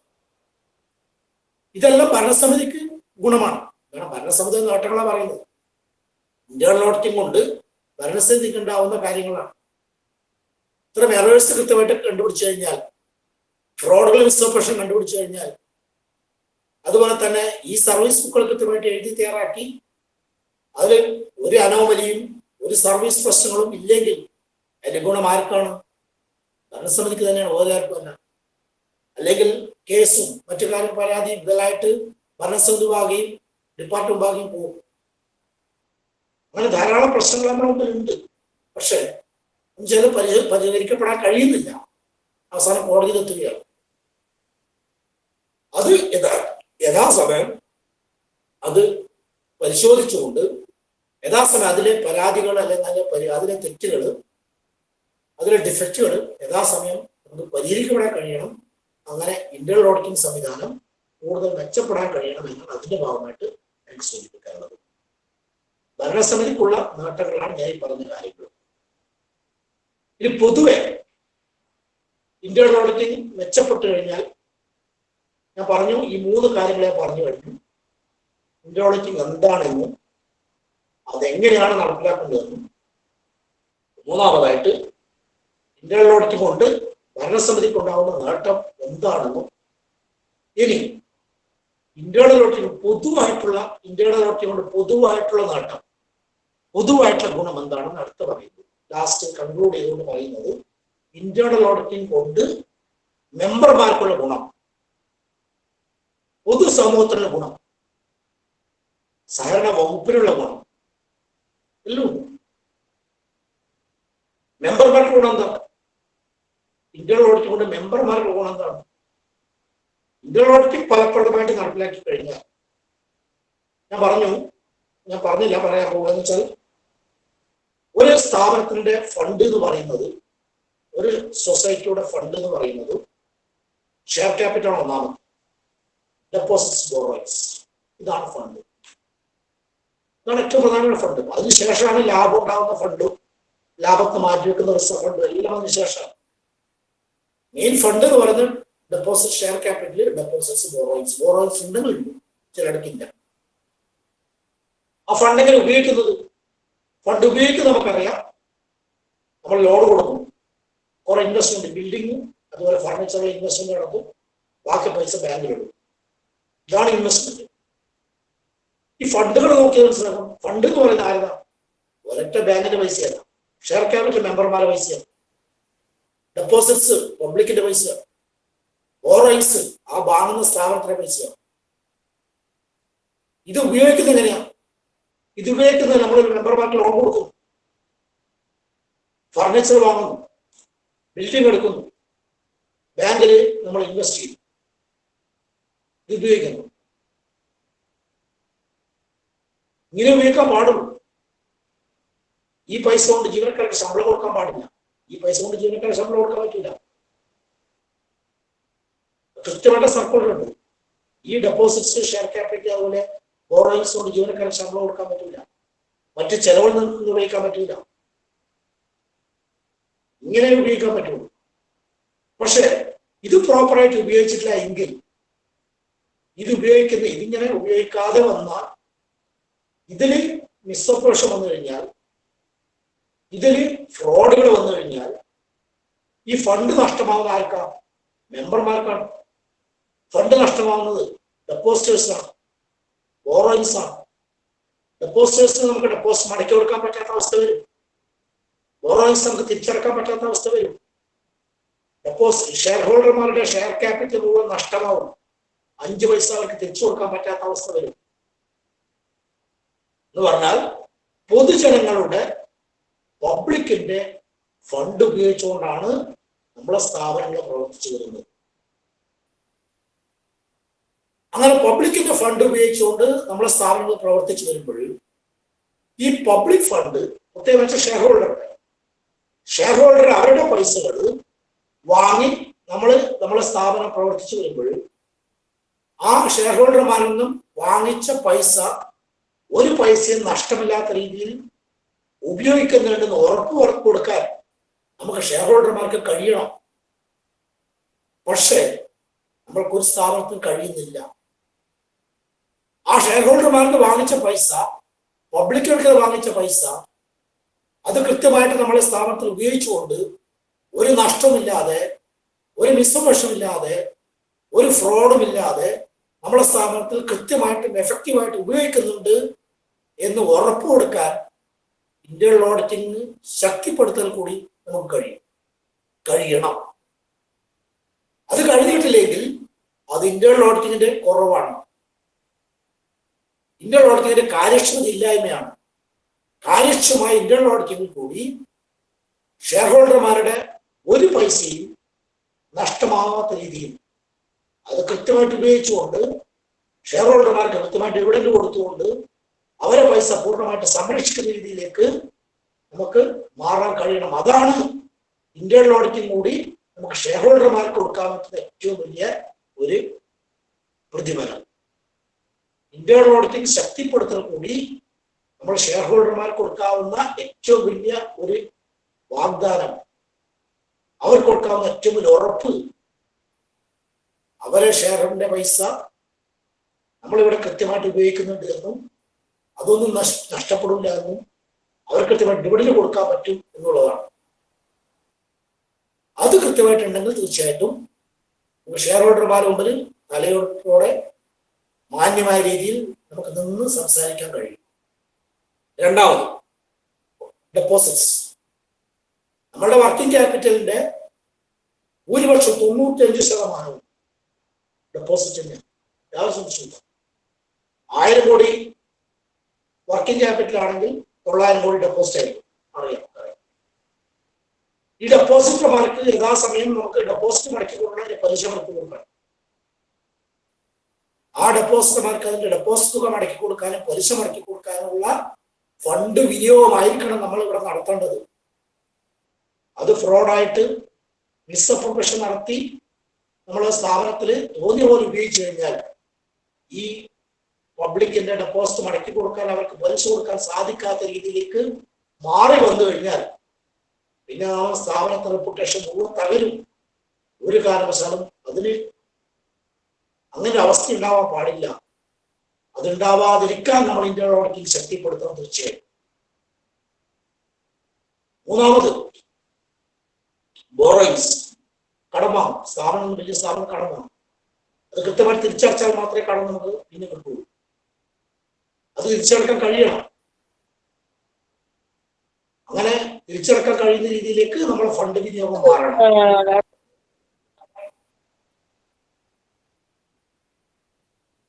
ഓഡിയോ ഓഫ് ആക്കണേ. ഏറ്റവും അവസാനമായിട്ട് നമ്മളെ സഹകരണ വകുപ്പില് ഓഡിറ്റിംഗ് ഭാഗമുണ്ട്, ഇൻസ്പെക്ഷൻ ഭാഗമുണ്ട്. ഈ ഇന്റേണൽ ഓഡിറ്റിങ്ങിൽ കൂടി ഓഡിറ്റിംഗ് ഭാഗത്തിന് വലിയ നേട്ടമാവണം. അവർക്ക് വളരെ എളുപ്പത്തിൽ ഓഡിറ്റ് പൂർത്തീകരിക്കാൻ വളരെ എളുപ്പത്തിലും വളരെ കാര്യക്ഷമമായിട്ട് ഒരു മിസ്അപ്രോപ്രിയേഷൻ ഇല്ല എന്നുള്ള ക്ലീൻ ആയിട്ടുള്ള നമ്മൾ ഏറ്റവും നല്ല റിപ്പോർട്ട്, ക്ലീൻ റിപ്പോർട്ട് എന്ന് പറയാം, ക്ലീൻ ഓഡിറ്റ് റിപ്പോർട്ട് കൊടുക്കുന്ന രീതിയിലേക്ക് മാറ്റിയെടുക്കാൻ നമ്മൾ ഇന്റേണൽ ഓഡിറ്റിന് കഴിയും. അത് അവർക്ക് വലിയ ഗുണമാണ്. ഒരു ഡിഫക്റ്റും ഇല്ലാതെ എല്ലാം അതാത് സമയം പരിശീലിക്കപ്പെട്ട് കൊണ്ടുള്ള ഒരു ഓഡിറ്റ് റിപ്പോർട്ട് കൊടുക്കത്തക്ക രീതിയിലേക്ക് നമ്മൾ സഹകരണ വകുപ്പിലെ ഉദ്യോഗസ്ഥന്മാർക്ക് കഴിയത്തക്ക രീതിയിലേക്ക് മാറാൻ ഈ ഇന്റേണൽ ഓഡിറ്റിംഗ് സംവിധാനം കൊണ്ട് കഴിയണം. ആ രൂപത്തിലേക്ക് ഉയർന്നു വരണം. അങ്ങനെ ഇന്റേണൽ ഓഡിറ്റിംഗ് ശക്തിപ്പെടുത്താൻ നമുക്ക് കഴിയണം. ഇങ്ങനെ ഷെയർ ഹോൾഡർമാർക്കും പബ്ലിക് ഡെപ്പോസിറ്റേഴ്സിനും മറ്റ് ധനകാര്യ സ്ഥാപനങ്ങൾ കടം വാങ്ങേണ്ട ധനകാര്യ സ്ഥാപനങ്ങൾ എടുക്കുന്നു. അതുപോലെ തന്നെ നമ്മളുടെ സഹകരണ വകുപ്പിനും കൂടാതെ നമ്മളുടെ മറ്റ് സഹകരണ സംഘങ്ങൾക്കെല്ലാം ഞാൻ പറഞ്ഞു. ഏറ്റവും അവസാനമായിട്ട് പറയാനുള്ളത്, ഒരു സ്ഥാപനത്തിന് മിസ്അപ്രേഷൻ കൊണ്ട്, ഒരു സ്ഥാപനത്തിന് ഫ്രോഡ് കൊണ്ട് അത് മറ്റ് സ്ഥാപനങ്ങളുടെ പ്രവർത്തനത്തെ തീർച്ചയായിട്ടും ബാധിക്കും. സഹകരണ മേഖലയിൽ എന്തെങ്കിലും ഒരു അഴിമതി എവിടെയെങ്കിലും ചൂണ്ടിക്കാണിക്കപ്പെട്ടു കഴിഞ്ഞാൽ സഹകരണ മേഖല നിക്ഷേപം കുറയാൻ കാരണമാവും. പക്ഷെ കുറയുന്നില്ല. ഇപ്പോൾ എന്തുകൊണ്ടാണ്? ശക്തമായ സഹകാരികളുടെയും സഹകരണ വകുപ്പിന്റെയും സഹകരണ സംഘങ്ങളുടെയും ശക്തമായ ഇടപെടൽ കൊണ്ട്, പൊതുജനങ്ങളുടെ സപ്പോർട്ട് കൊണ്ടാണ് ഇത് കുറയാത്തത്. അല്ലെങ്കിൽ തീർച്ചയായിട്ടും ഡെപ്പോസിറ്റുകൾ കുറയും. നമുക്കറിയാം, നേരത്തെ പല പ്രശ്നങ്ങളും ഉണ്ടായിട്ടുണ്ട്. നോട്ട് നിരോധന സമയത്ത് സഹകരണ മേഖല ആകെ തകർന്ന സമയത്ത് സഹകാരികളുടെ ഒറ്റക്കെട്ടായ പ്രവർത്തനം, സഹകരണ വകുപ്പിന്റെ ഒറ്റക്കെട്ടായ കൂട്ടായ പ്രവർത്തനം എല്ലാം കൊണ്ടാണ് അത് അതിജീവിച്ചത്. പിന്നെ ചില ബാങ്കുകളുടെ മിസ്അപ്രേഷൻ ഒറ്റപ്പെട്ട ഇതുകൊണ്ട് അതും സഹകരണ മേഖലയെ ബാധിച്ചിട്ടുണ്ട്. അപ്പോൾ ഞാൻ പറഞ്ഞു വരുന്നത്, ഒരു ബാങ്കിന്റെ, ഒരു സഹകരണ സംഘത്തിന്റെ പ്രവർത്തനത്തിന്റെ പോരായ്മ അല്ലെങ്കിൽ ഇതുപോലുള്ള അഴിമതി അത് കേരളത്തിലെ 30 സഹകരണ സ്ഥാപനങ്ങളെ ബാധിക്കുന്നുള്ള യാതൊരു സംശയമില്ലാതെ തർക്കമില്ല. ഇപ്പോൾ അങ്ങനെ ഒരു സഹകരണ സ്ഥാപനത്തിലും അഴിമതി ഇല്ലാതെ, ഫ്രോഡ് ഇല്ലാതെ വരുത്താൻ അതാത് സ്ഥാപനത്തെ ഇന്റേണൽ ഓഡിറ്റ് കൊണ്ട് സാധിക്കണം. അങ്ങനെ വന്നു കഴിഞ്ഞാൽ തീർച്ചയായും അത് സഹകരണ മേഖല മൊത്തമായിട്ട്, സഹകരണ മേഖലക്ക് തന്നെ ഏറ്റവും വലിയ മുതൽക്കൂട്ടായിട്ട് മാറും. അങ്ങനെ കാര്യക്ഷമമായിട്ടുള്ള ഇന്റേണൽ ഓഡിറ്റിംഗ് എല്ലാ സഹകരണ സ്ഥാപനങ്ങൾക്കും ഉണ്ടാക്കിയെടുക്കാനുള്ള ഒരു തീവ്ര ശ്രമം ഇതുപോലെയുള്ള കൂട്ടായ്മയിൽ കൂടി നമുക്ക് കഴിയണം എന്നാണ് അതിന്റെ ഭാഗമായിട്ട് സൂചിപ്പിക്കാറുള്ളത്. ഇന്റേണൽ ഓഡിറ്റിംഗ് നമ്മൾ ഒന്നും ചുരുങ്ങിയ അല്ലെങ്കിൽ ചെറുതായിട്ട് കാണേണ്ട ആവശ്യമില്ല. ഇപ്പോൾ ഞാൻ എൻ്റെ ഡിപ്പാർട്ട്മെന്റിൽ റിട്ടയർഡ് ഉദ്യോഗസ്ഥനാണ്. അപ്പൊ ഞാൻ പറഞ്ഞപ്പോൾ ഇന്റേണൽ ഓഡിറ്റിംഗ് ശക്തിപ്പെടുത്തുന്നപ്പോൾ മറ്റേ ഡിപ്പാർട്ട്മെന്റ് ഉദ്യോഗസ്ഥന്മാർക്കൊന്നും വേറെ പണിയില്ല. മലയാളം ചോദിക്കും, മനസ്സിൽ ചോദിക്കുന്നുണ്ട്. ഓഡിറ്റ് കോസ്റ്റ് അടക്കുന്നുണ്ട്, ഇത്രയും ഓഡിറ്റ് കോസ്റ്റ് അടച്ച് 3 ഓഡിറ്റർമാർ ടീം ഓഡിറ്റ് വരുന്നുണ്ട്. അതുകൊണ്ട് അവരിതെല്ലാം പരിശോധിക്കേണ്ട ഉത്തരവാദിത്തം അവർക്കില്ലേ? നമ്മളിതെല്ലാം പണിയെടുത്തു കഴിഞ്ഞാൽ പിന്നെ ഈ എക്സ്റ്റേണൽ ഓഡിറ്റർമാർക്ക് എന്താ പണി എന്നുള്ള ചോദ്യമെല്ലാം മനസ്സിൽ സാധാരണ സംഘങ്ങളിലെ ജീവനക്കാർ സ്വാഭാവികമായിട്ടുണ്ടാവും.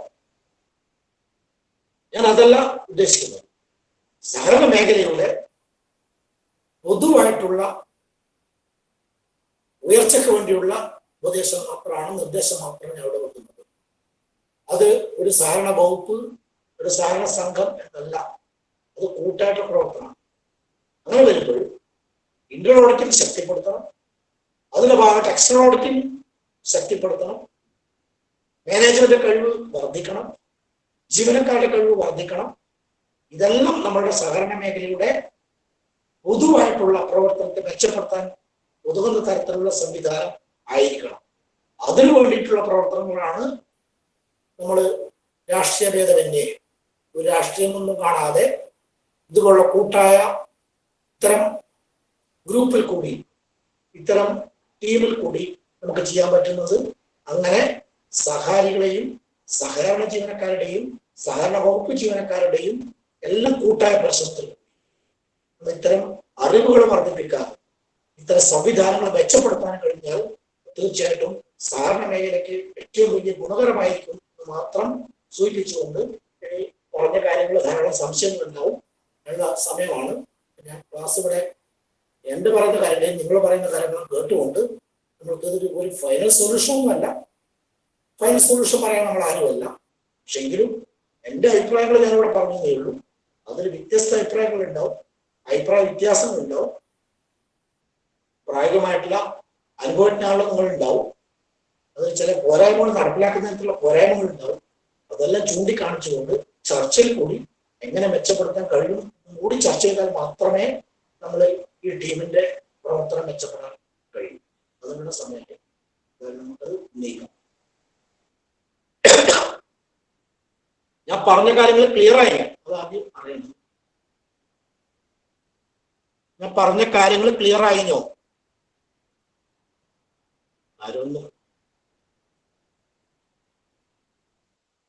ഞാൻ ഈ പറയുന്ന കാര്യങ്ങൾ ക്ലിയർ ആയിട്ടുണ്ടോ? ക്ലിയർ ആയിട്ടുണ്ട്. ഓക്കെ സാർ, ക്ലിയർ ആയിട്ടുണ്ട്. ഇനി നിങ്ങളുടെ ക്ലിയർ ആയിട്ടുണ്ട്.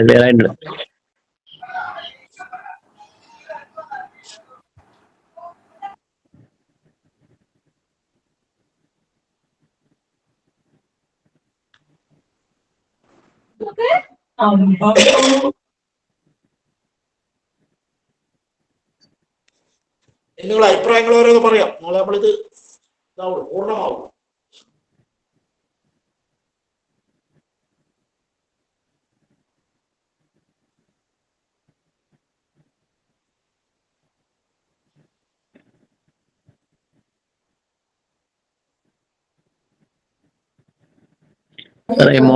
മോർഗേജ് ലോണിന്റെ മുകളിലുള്ള മിസ്അപ്രോപ്രിയേഷൻ എങ്ങനെ നമുക്ക് കൂടുതലായിട്ട് മനസ്സിലാക്കാൻ കഴിയാം?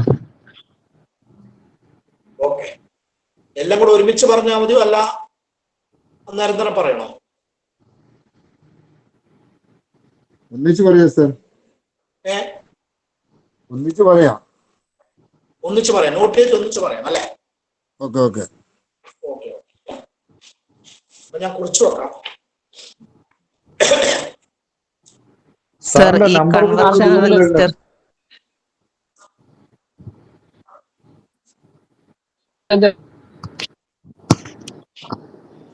സംശയം ഉണ്ടെങ്കിൽ സാറിനോട് ചോദിക്കാം. ക്ലിയർ ആവുന്നില്ല, ചോദിക്കുന്ന ആള് ക്ലിയർ ആവുന്നില്ല. ഓഡിയോ പ്രോബ്ലം എന്തോ ഉണ്ട്, ഒന്ന് ക്ലിയർ ആവണം.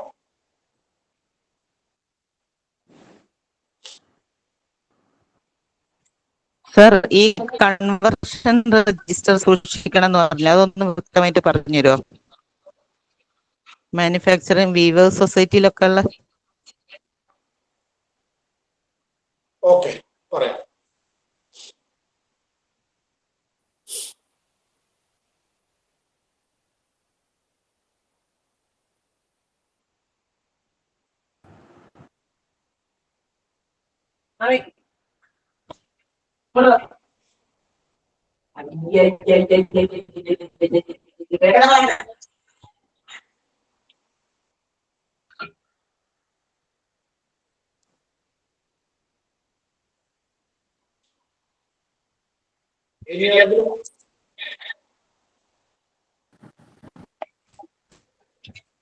സംശയങ്ങൾ മാത്രമല്ല അഭിപ്രായങ്ങളും പറയാം. സാറേ MSS ഉണ്ടല്ലോ മന്ത്ലി, ഈ മന്ത്ലി സാർ MSSന്റെ മുകളിലുള്ള മിസ്അപ്രോപ്രിയേഷൻ എങ്ങനെയാണ് നമുക്ക് കണ്ടുപിടിക്കാൻ കഴിയും? ഓക്കെ ഓക്കെ,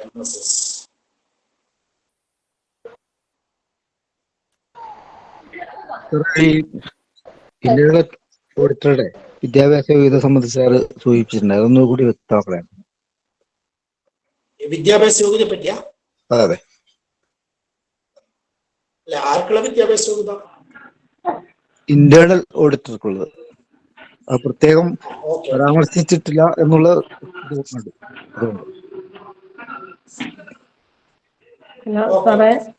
ഹലോ സാറേ, ഈ ബാങ്ക് അക്കൗണ്ടുകളിൽ എങ്ങനെയാണ് ഈ മിസ്അപ്രോപ്രിയേഷൻ വരിക? അതൊന്ന് പറഞ്ഞുതരാം. ഹലോ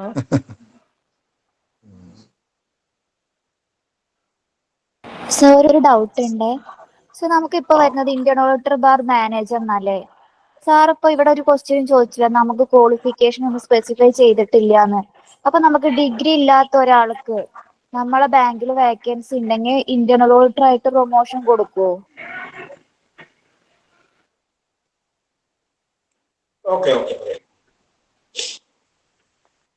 ഒരു സംശയം ഉണ്ടേ. ഹലോ,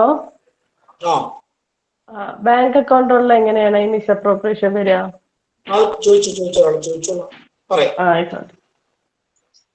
സാറേ നമസ്കാരം.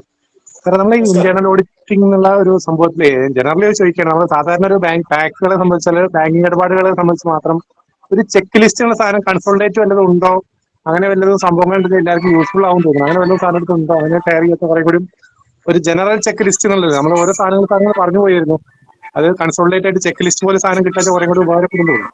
അങ്ങനെ വല്ലതും ഉണ്ടെങ്കിൽ സാറേ.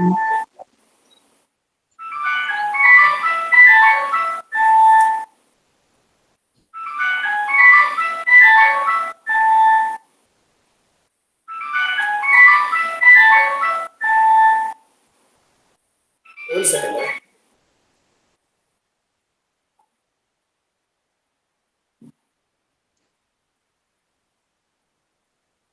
ഇനിയുണ്ടോ?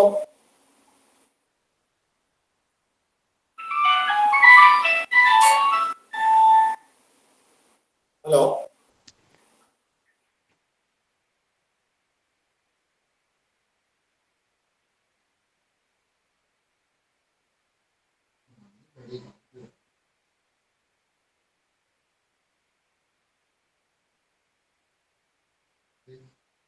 സർ അതുപോലെ തന്നെ ഇപ്പൊ നമുക്ക് വേക്കൻസി ഉണ്ടെന്നുണ്ടെങ്കിൽ 10ാം ക്ലാസ്സും JDC ഉള്ള ആൾക്കാർക്ക് പ്രൊമോഷൻ കൊടുക്കാൻ പറ്റുമോ സർവീസ് അനുസരിച്ച്? ഇപ്പൊ ചോദിച്ച ചോദ്യം ഒന്നുകൂടെ പറഞ്ഞേ. സർ ഇന്റേണൽ ഓഡിറ്റർ വേക്കൻസി ഉണ്ട്, ക്വാളിഫിക്കേഷൻ ഇല്ല എന്ന് ഇവിടെ പറഞ്ഞു സ്പെസിഫൈ ചെയ്തിട്ട്. അപ്പൊ നമുക്ക് 10ാം ക്ലാസ്സും JDC ഉള്ള ആൾക്കാര് ഒരു 10-25 വർഷം എക്സ്പീരിയൻസ് ഉണ്ടെങ്കിൽ അവർക്ക് പ്രൊമോഷൻ കൊടുത്തിട്ട് ക്വാളിഫിക്കേഷൻ വേണമെന്നില്ല എന്നുണ്ടോ? കൊടുക്കില്ല.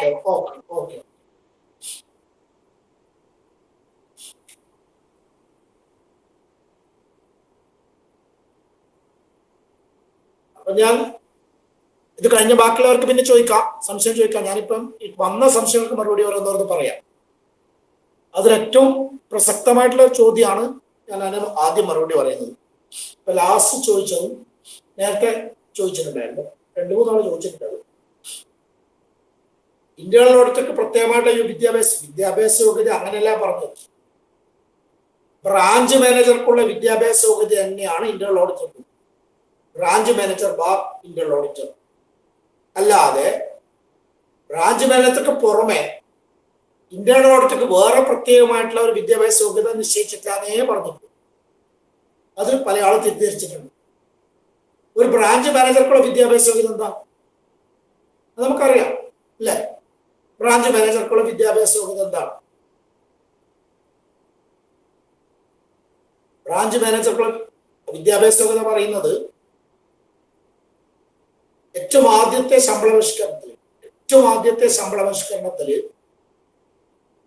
നമ്മളെ 250 അതിന് മുകളിലും ശമ്പളം വാങ്ങുന്ന ബേസിക് ഉള്ള ജീവനക്കാർക്കുള്ള യോഗ്യത വെറും JDC മാത്രം പോരാ, ഡിഗ്രി വേണം എന്ന് നിശ്ചയിച്ചിട്ടുണ്ട്. അതാണ് യോഗ്യത.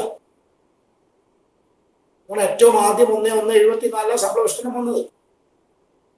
ആ ശമ്പളപരിഷ്കരണത്തിന് 250 അതിന് മുകളിലും ബേസിക് ഉള്ള ജീവനക്കാർക്ക് ഡിഗ്രി വേണം, അതിന് താഴെയുള്ള ജീവനക്കാർക്ക് ഡിഗ്രി വേണ്ട. കൃത്യമായിട്ട് പറഞ്ഞിട്ടുണ്ട്. അവർക്ക് JDC BCom corporation training cooperative training must. അത്ര ഇതാണ് ക്ലറിക്കൽ പോസ്റ്റിൽ. ഇതാണ് വിദ്യാഭ്യാസ യോഗ്യത. ഈ പറഞ്ഞ വിദ്യാഭ്യാസ യോഗ്യത അല്ലാതെ മറ്റ് സ്പെഷ്യൽ വിദ്യാഭ്യാസ യോഗ്യതകളൊന്നും ഇന്റേണൽ ഓഡിറ്റർക്ക് മാത്രമായിട്ട് പറഞ്ഞിട്ടില്ലാന്നേ പറഞ്ഞിട്ടുള്ളൂ. അത് ക്ലിയർ ആയിട്ടുണ്ടാവും. ഞാൻ മറുപടി ക്ലിയർ ആയിട്ടുണ്ടാവും ഇല്ലേ? അതുകൊണ്ട് ഒരു SLC മാത്രമുള്ള ഒരാള് 25 കൊല്ലം സർവീസ് ആളെ ഇന്റേണൽ ഓഡിറ്റർ ആക്കാൻ പറ്റുമോ എന്ന് വെച്ച് കഴിഞ്ഞാൽ അവിടെ ബ്രാഞ്ച് മാനേജർക്ക് എന്താണ് വിദ്യാഭ്യാസ യോഗ്യത വേണ്ടത്? ആ വിദ്യാഭ്യാസ യോഗ്യത ആർക്കും വേണം. ബ്രാഞ്ച് മാനേജർ ആവാനുള്ള വിദ്യാഭ്യാസ യോഗ്യത ആർക്കും വേണം? ഇന്റേണൽ ഓഡിറ്റർക്ക് വേണം. ഒരു ബ്രാഞ്ച് മാനേജർക്ക് മേലെ വേറെ അഡീഷണൽ ആയിട്ട് വിദ്യാഭ്യാസ യോഗ്യത ഇന്റേണൽ ഓഡിറ്റർക്ക് പറഞ്ഞിട്ടില്ല എന്നേ ഞാൻ സൂചിപ്പിച്ചിട്ടുള്ളൂ. ക്ലിയർ ആയിട്ടുണ്ടാവും. അപ്പം ഇനി വേറെ പ്രധാനമായിട്ടും വന്ന വേറൊരു കാര്യം, മോർഗേജ് ലോണ് മിസ്അപ്രൊവിഷൻ എങ്ങനെയാണ് കണ്ടെത്തുക എന്നുള്ളത്.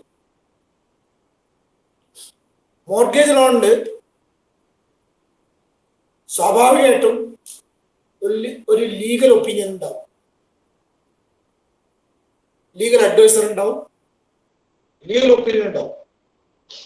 ആ ലീഗൽ ഒപ്പീനിയൻ കൃത്യമായിട്ട് വായിച്ചാൽ അതിലെ ലീഗൽ കാര്യങ്ങളെല്ലാം കൃത്യമായിട്ട് പറഞ്ഞിട്ടുണ്ടാവും. അതെല്ലാം ഫുൾഫിൽ ചെയ്തുകൊണ്ടാണോ ഈ ലോണ് കൊടുത്തിട്ടുള്ളത് നോക്കിയാൽ തന്നെ മതി. രണ്ടാമത് അന്നേരം എന്നോട് തിരിച്ചു ചോദിക്കാം, ലീഗൽ ഒപ്പീനിയൻ ക്ലിയർ അല്ലെങ്കിൽ എന്താണ്? അതാണ് ലീഗൽ ഒപ്പീനിയൻ ക്ലിയർ അല്ലാത്ത ഉണ്ടാവും. നമുക്ക് ഡോക്യുമെന്റ് മറ്റു കാര്യങ്ങളെല്ലാം ഉണ്ട്. അതെല്ലാം വെച്ചുകൊണ്ട് അതിനും ആവശ്യമായിട്ടുള്ള ലീഗൽ ഡോക്യുമെന്റ്, നികുതി അടച്ച റെസീറ്റുകൾ, അതുപോലെ തന്നെ വാല്യുവേഷൻ റിപ്പോർട്ടുകൾ, മറ്റ് sketch plan, sketch site plan, നമ്മുടെ സ്ഥലത്തിന്റെ ഇത്, അതുപോലെ തന്നെ ലീഗൽ റിപ്പോർട്ടുകൾ, പിന്നെ ബോണ്ടുകൾ, അപേക്ഷകൾ, ഇത്തരം കാര്യങ്ങളെല്ലാം ഡോക്യുമെന്റ് വേണ്ടിയാണ്. കൂടാതെ അതിന്റെ കൂടെ ലീഗൽ ഒപ്പീനിയൻ, നമ്മുടെ കുടിക്കട സർട്ടിഫിക്കറ്റ്, കൃത്യമായിട്ട് കുടിക്കട സർട്ടിഫിക്കറ്റ് എല്ലാം വേണം. ഇതെല്ലാം നിർബന്ധമാണ്. അതിന്റെ കൂടെ ലീഗൽ ഒപ്പീനിയൻ ഉണ്ടാവും. അതിൽ കാര്യമായിട്ട് കൃത്യമായിട്ട് കാര്യങ്ങൾ അതിൽ പ്രതിപാദിച്ചിട്ടുണ്ടാവും. അത് പരിശോധിച്ചുകൊണ്ട് നമുക്ക് അതിലെ മിസ്അപ്രൊവിഷൻ കണ്ടെത്താൻ കഴിയും. പിന്നെ വേറൊരാളെ പറഞ്ഞ ഒരു സെക്കൻഡ്, ഒരു മിനിറ്റ്.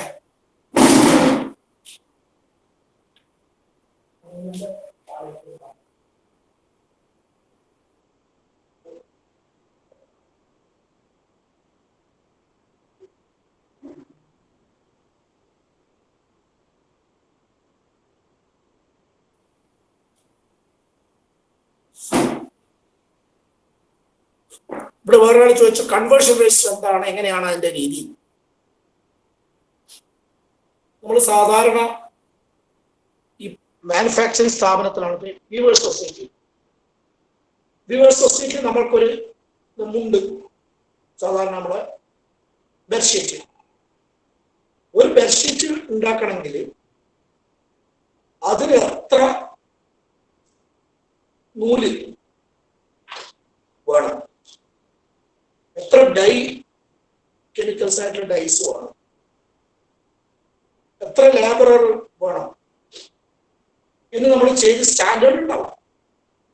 അങ്ങനെ ഒരു ബെഡ്ഷീറ്റ് ആവണമെങ്കിൽ, ഒരു സിംഗിൾ കോട്ടിന്റെ ബെഡ്ഷീറ്റ് ആവണമെങ്കിൽ അതിനാവശ്യമായിട്ടുള്ള റോ മെറ്റീരിയലും മറ്റ് ലേബർ ചാർജും കൂടി എത്ര കോസ്റ്റ് വരും എന്ന് കാണിക്കുന്ന രജിസ്റ്ററാണ്.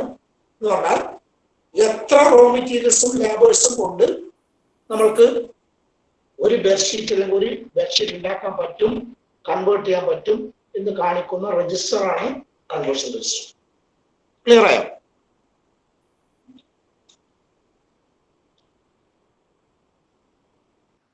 Okay sir.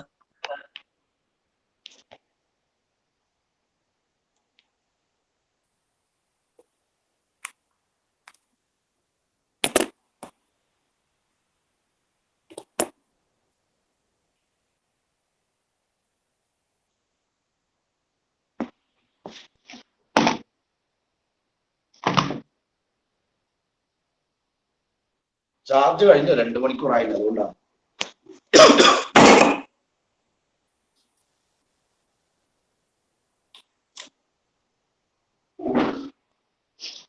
പിന്നെ ഇവിടെ ചോദിച്ചത് മന്ത്ലി സേവിങ്സ് സ്കീമിൽ എങ്ങനെയാണ് മിസ്അപ്രൊവിഷൻ കണ്ടുപിടിക്കുക, മിസ്അപ്രൊവിഷൻ ഉണ്ടാവാൻ സാധ്യത? മന്ത്ലി സേവിങ്സ് സ്കീം കൊണ്ട് മിസ്അപ്രൊവിഷൻ ഉണ്ടാവാൻ സാധ്യതയുണ്ട്. കുറി തന്നെയാണ്, ലേലക്കുറി തന്നെയാണ് മന്ത്ലി സേവിങ്സ്. ആ കുറിയുടെ മിനിറ്റ്സ് കൃത്യമായിട്ട് മെയിൻറ്റെയിൻ ചെയ്യുക.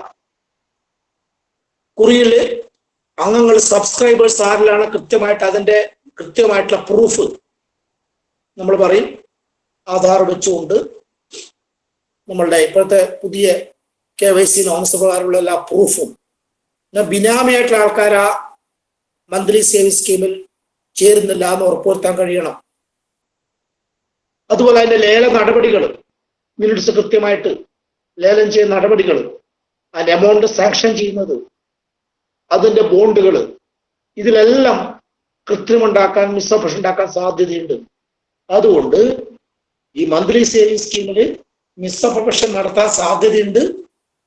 അത് എങ്ങനെ പരിശോധിക്കുന്നത് ഓരോ മെമ്പർമാർ ചേർന്ന് കഴിഞ്ഞാൽ അവരുടെ KYC നോംസ് പോലുള്ള അപേക്ഷാ ഫോറും മറ്റു കാര്യങ്ങളും മുഴുവൻ സൂക്ഷിക്കുക. രണ്ടാമത് ഓരോ തവണ ഇതിന്റെ ലേല നടപടികൾ ചെയ്യുമ്പോൾ കൃത്യമായിട്ടുള്ള മിനിറ്റ്സും അതുപോലെ ലേല നടപടി കഴിഞ്ഞു കഴിഞ്ഞാൽ ഡിസ്ബേഴ്സ്മെന്റ് ഫയലുകൾ കൃത്യമായിട്ട് പരിശോധിച്ചുകൊണ്ട് നമുക്കതിന്റെ മിസ്അപ്രഷൻ കണ്ടെത്താൻ കഴിയും. പിന്നെ വേറൊരു പ്രധാനമായിട്ടുള്ളത് ചോദിച്ചത് ബാങ്ക് അക്കൗണ്ട് മിസ്അപ്രഷൻ എങ്ങനെയാണ് കണ്ടെത്തുക, എങ്ങനെയാണ് മിസ്അപ്രഷൻ ഉണ്ടാവുക? ബാങ്ക് അക്കൗണ്ടിൽ ധാരാളം മിസ്അപ്രഷൻ ഉണ്ടാവാം. നമ്മളിപ്പോൾ ഉദാഹരണമായിട്ട് ഈ ഏപ്രിൽ തുടങ്ങുന്നു. ഏപ്രില് കുറച്ച് പൈസ ബാങ്കിൽ ഇടാൻ വേണ്ടി നമ്മൾ മാറ്റിവെച്ചു. ഒരു 2 ലക്ഷം റുപ്യ ബാങ്കിൽ ഇടാൻ വേണ്ടി ബാങ്കിൽ അടച്ചില്ല. നമ്മൾ പൈസ മാറ്റിവെച്ചു.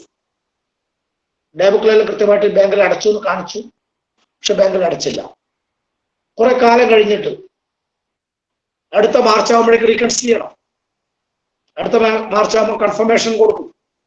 മാർച്ച് 31 കൺഫർമേഷൻ പ്രകാരം വാങ്ങിച്ചു കഴിഞ്ഞാൽ ഈ 2 ലക്ഷത്തിന്റെ കുറവ് കാണും. അപ്പോൾ മാർച്ചിൽ എന്ത് ചെയ്തു? ഈ 2 ലക്ഷം കൃത്യമായിട്ട് മാർച്ചിൽ കൊണ്ട് അടച്ച് ബാലൻസ് ക്ലിയർ ആക്കി കൺഫർമേഷൻ വാങ്ങി കറക്റ്റാണ്. ഇൻഡിവിജ്വൽ ആയിട്ടുള്ള ട്രാൻസാക്ഷൻസ് ചെക്ക് ചെയ്തിട്ടില്ലെങ്കിൽ ഈ എൻട്രി നമ്മൾ ശ്രദ്ധപ്പെടുകയില്ല.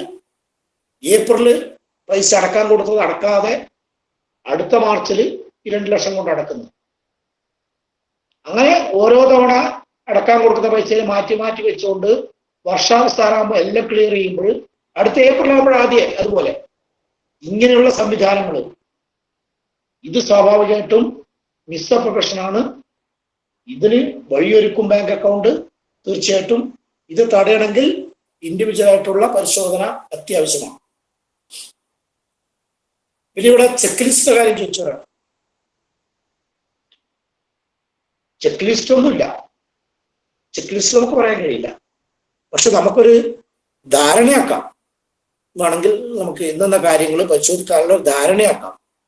ബാങ്ക് അക്കൗണ്ട് പരിശോധിക്കുക, HO ബ്രാഞ്ച് പരിശോധിക്കുക, ട്രേഡിംഗ് സ്ഥാപനങ്ങൾ പരിശോധിക്കുക. അത് ഓരോന്നിനും ഓരോ ചെക്ക് ലിസ്റ്റ് പോലെ നമ്മൾക്ക് ഓരോരാൾക്കും അവരുടെ ബിസിനസിന്റെ വോളിയം, അവരുടെ ബിസിനസിന്റെ നാച്ചർ വെച്ചുകൊണ്ട് ഒരു ചെക്ക് ലിസ്റ്റ് അതാത് സ്ഥാപനത്തിന് വേണമെങ്കിൽ ഉണ്ടാക്കാം. അല്ലാതെ കോമൺ ആയിട്ടുള്ള ചെക്ക് ലിസ്റ്റ് ഒന്നും നമുക്ക് ഉണ്ടാക്കാൻ കഴിയില്ല. വേറെ ഒന്നും വിട്ടുപോയിട്ടുണ്ട് ഞാൻ പറഞ്ഞത് ചോദിച്ചത്?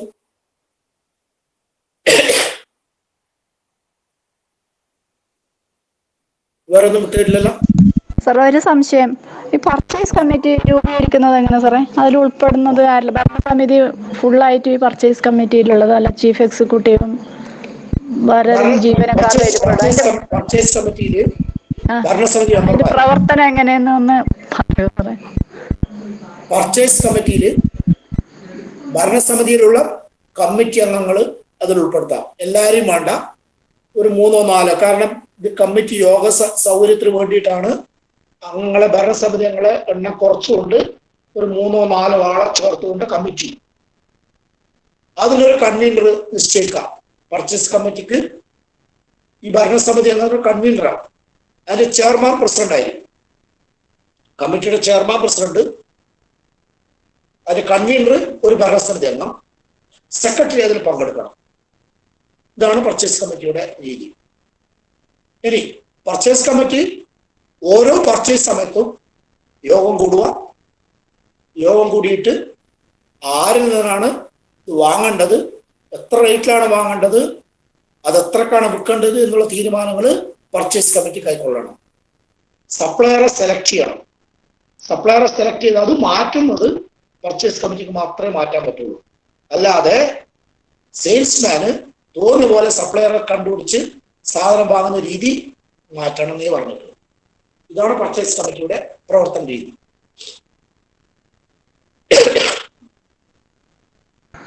Okay sir, thank you.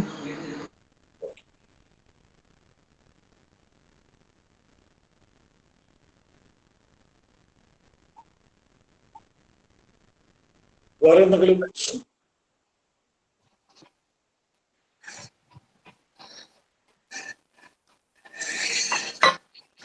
വേറെ എന്തെങ്കിലും സംശയം ഉണ്ടെങ്കിൽ പെട്ടെന്ന് ചോദിക്കല്ലേ, നമുക്ക് സ്റ്റോക്കില് ഓഡിറ്റ് സ്റ്റോക്കിൽ കുറവുണ്ടെങ്കിൽ സെയിൽസ്മാന് നോട്ടീസ് കൊടുത്തിട്ടുണ്ട്. പക്ഷെ സെയിൽസ്മാൻ തുക അടച്ചില്ലെങ്കിൽ അടുത്ത പ്രൊസീഡിങ്സ് എന്തായിരിക്കും സാറ്? എങ്ങനെ മനസ്സിലായിട്ടില്ല? ഓഡിറ്റില് സ്റ്റോക്കിൽ കുറവുണ്ട്, സ്റ്റോക്കിൽ കുറവുള്ളതിന് സെയിൽസ്മാന് നോട്ടീസ് കൊടുത്തിട്ടുണ്ട്. പക്ഷെ ഇതുവരെ ഏറ്റവും സെയിൽസ്മാൻ തുക അടച്ചിട്ടില്ല എന്നുണ്ടെങ്കിൽ അടുത്ത പ്രൊസീഡിങ്സ് എന്ത് ചെയ്യാനായിട്ട് പറ്റും? അടുത്ത നടപടി എടുക്കുക. ഒരു ചാർജ്, ഒരു എന്താണ് സാർ? സെയിൽസ്മാൻ ഇത്ര രൂപ വീഴ്ച വരുത്തി കൃത്യമായിട്ട് രേഖ നമ്മുടെ കയ്യിലുണ്ട്. സെയിൽസ്മാൻ അടക്കാൻ സമയം കൊടുത്ത് നോട്ടീസ് കൊടുത്തു, അടക്കുന്നില്ല. അടുത്തത് സെയിൽസ്മാന് വിശദീകരണം കൊടുക്കുക, സെയിൽസ്മാൻ വിശദീകരണ നോട്ടീസ് കൊടുക്കുക. വിശദീകരണ നോട്ടീസ് കൊടുത്തിട്ട് മറുപടി സെയിൽസ്മാൻ തന്നില്ല, അല്ലെങ്കിൽ തൃപ്തികരമല്ല എങ്കിൽ ആ സെയിൽസ്മാൻ എന്ത് ചെയ്യണം? അന്വേഷണ വിധേയമായിട്ട് സസ്പെൻഡ് ചെയ്യണം.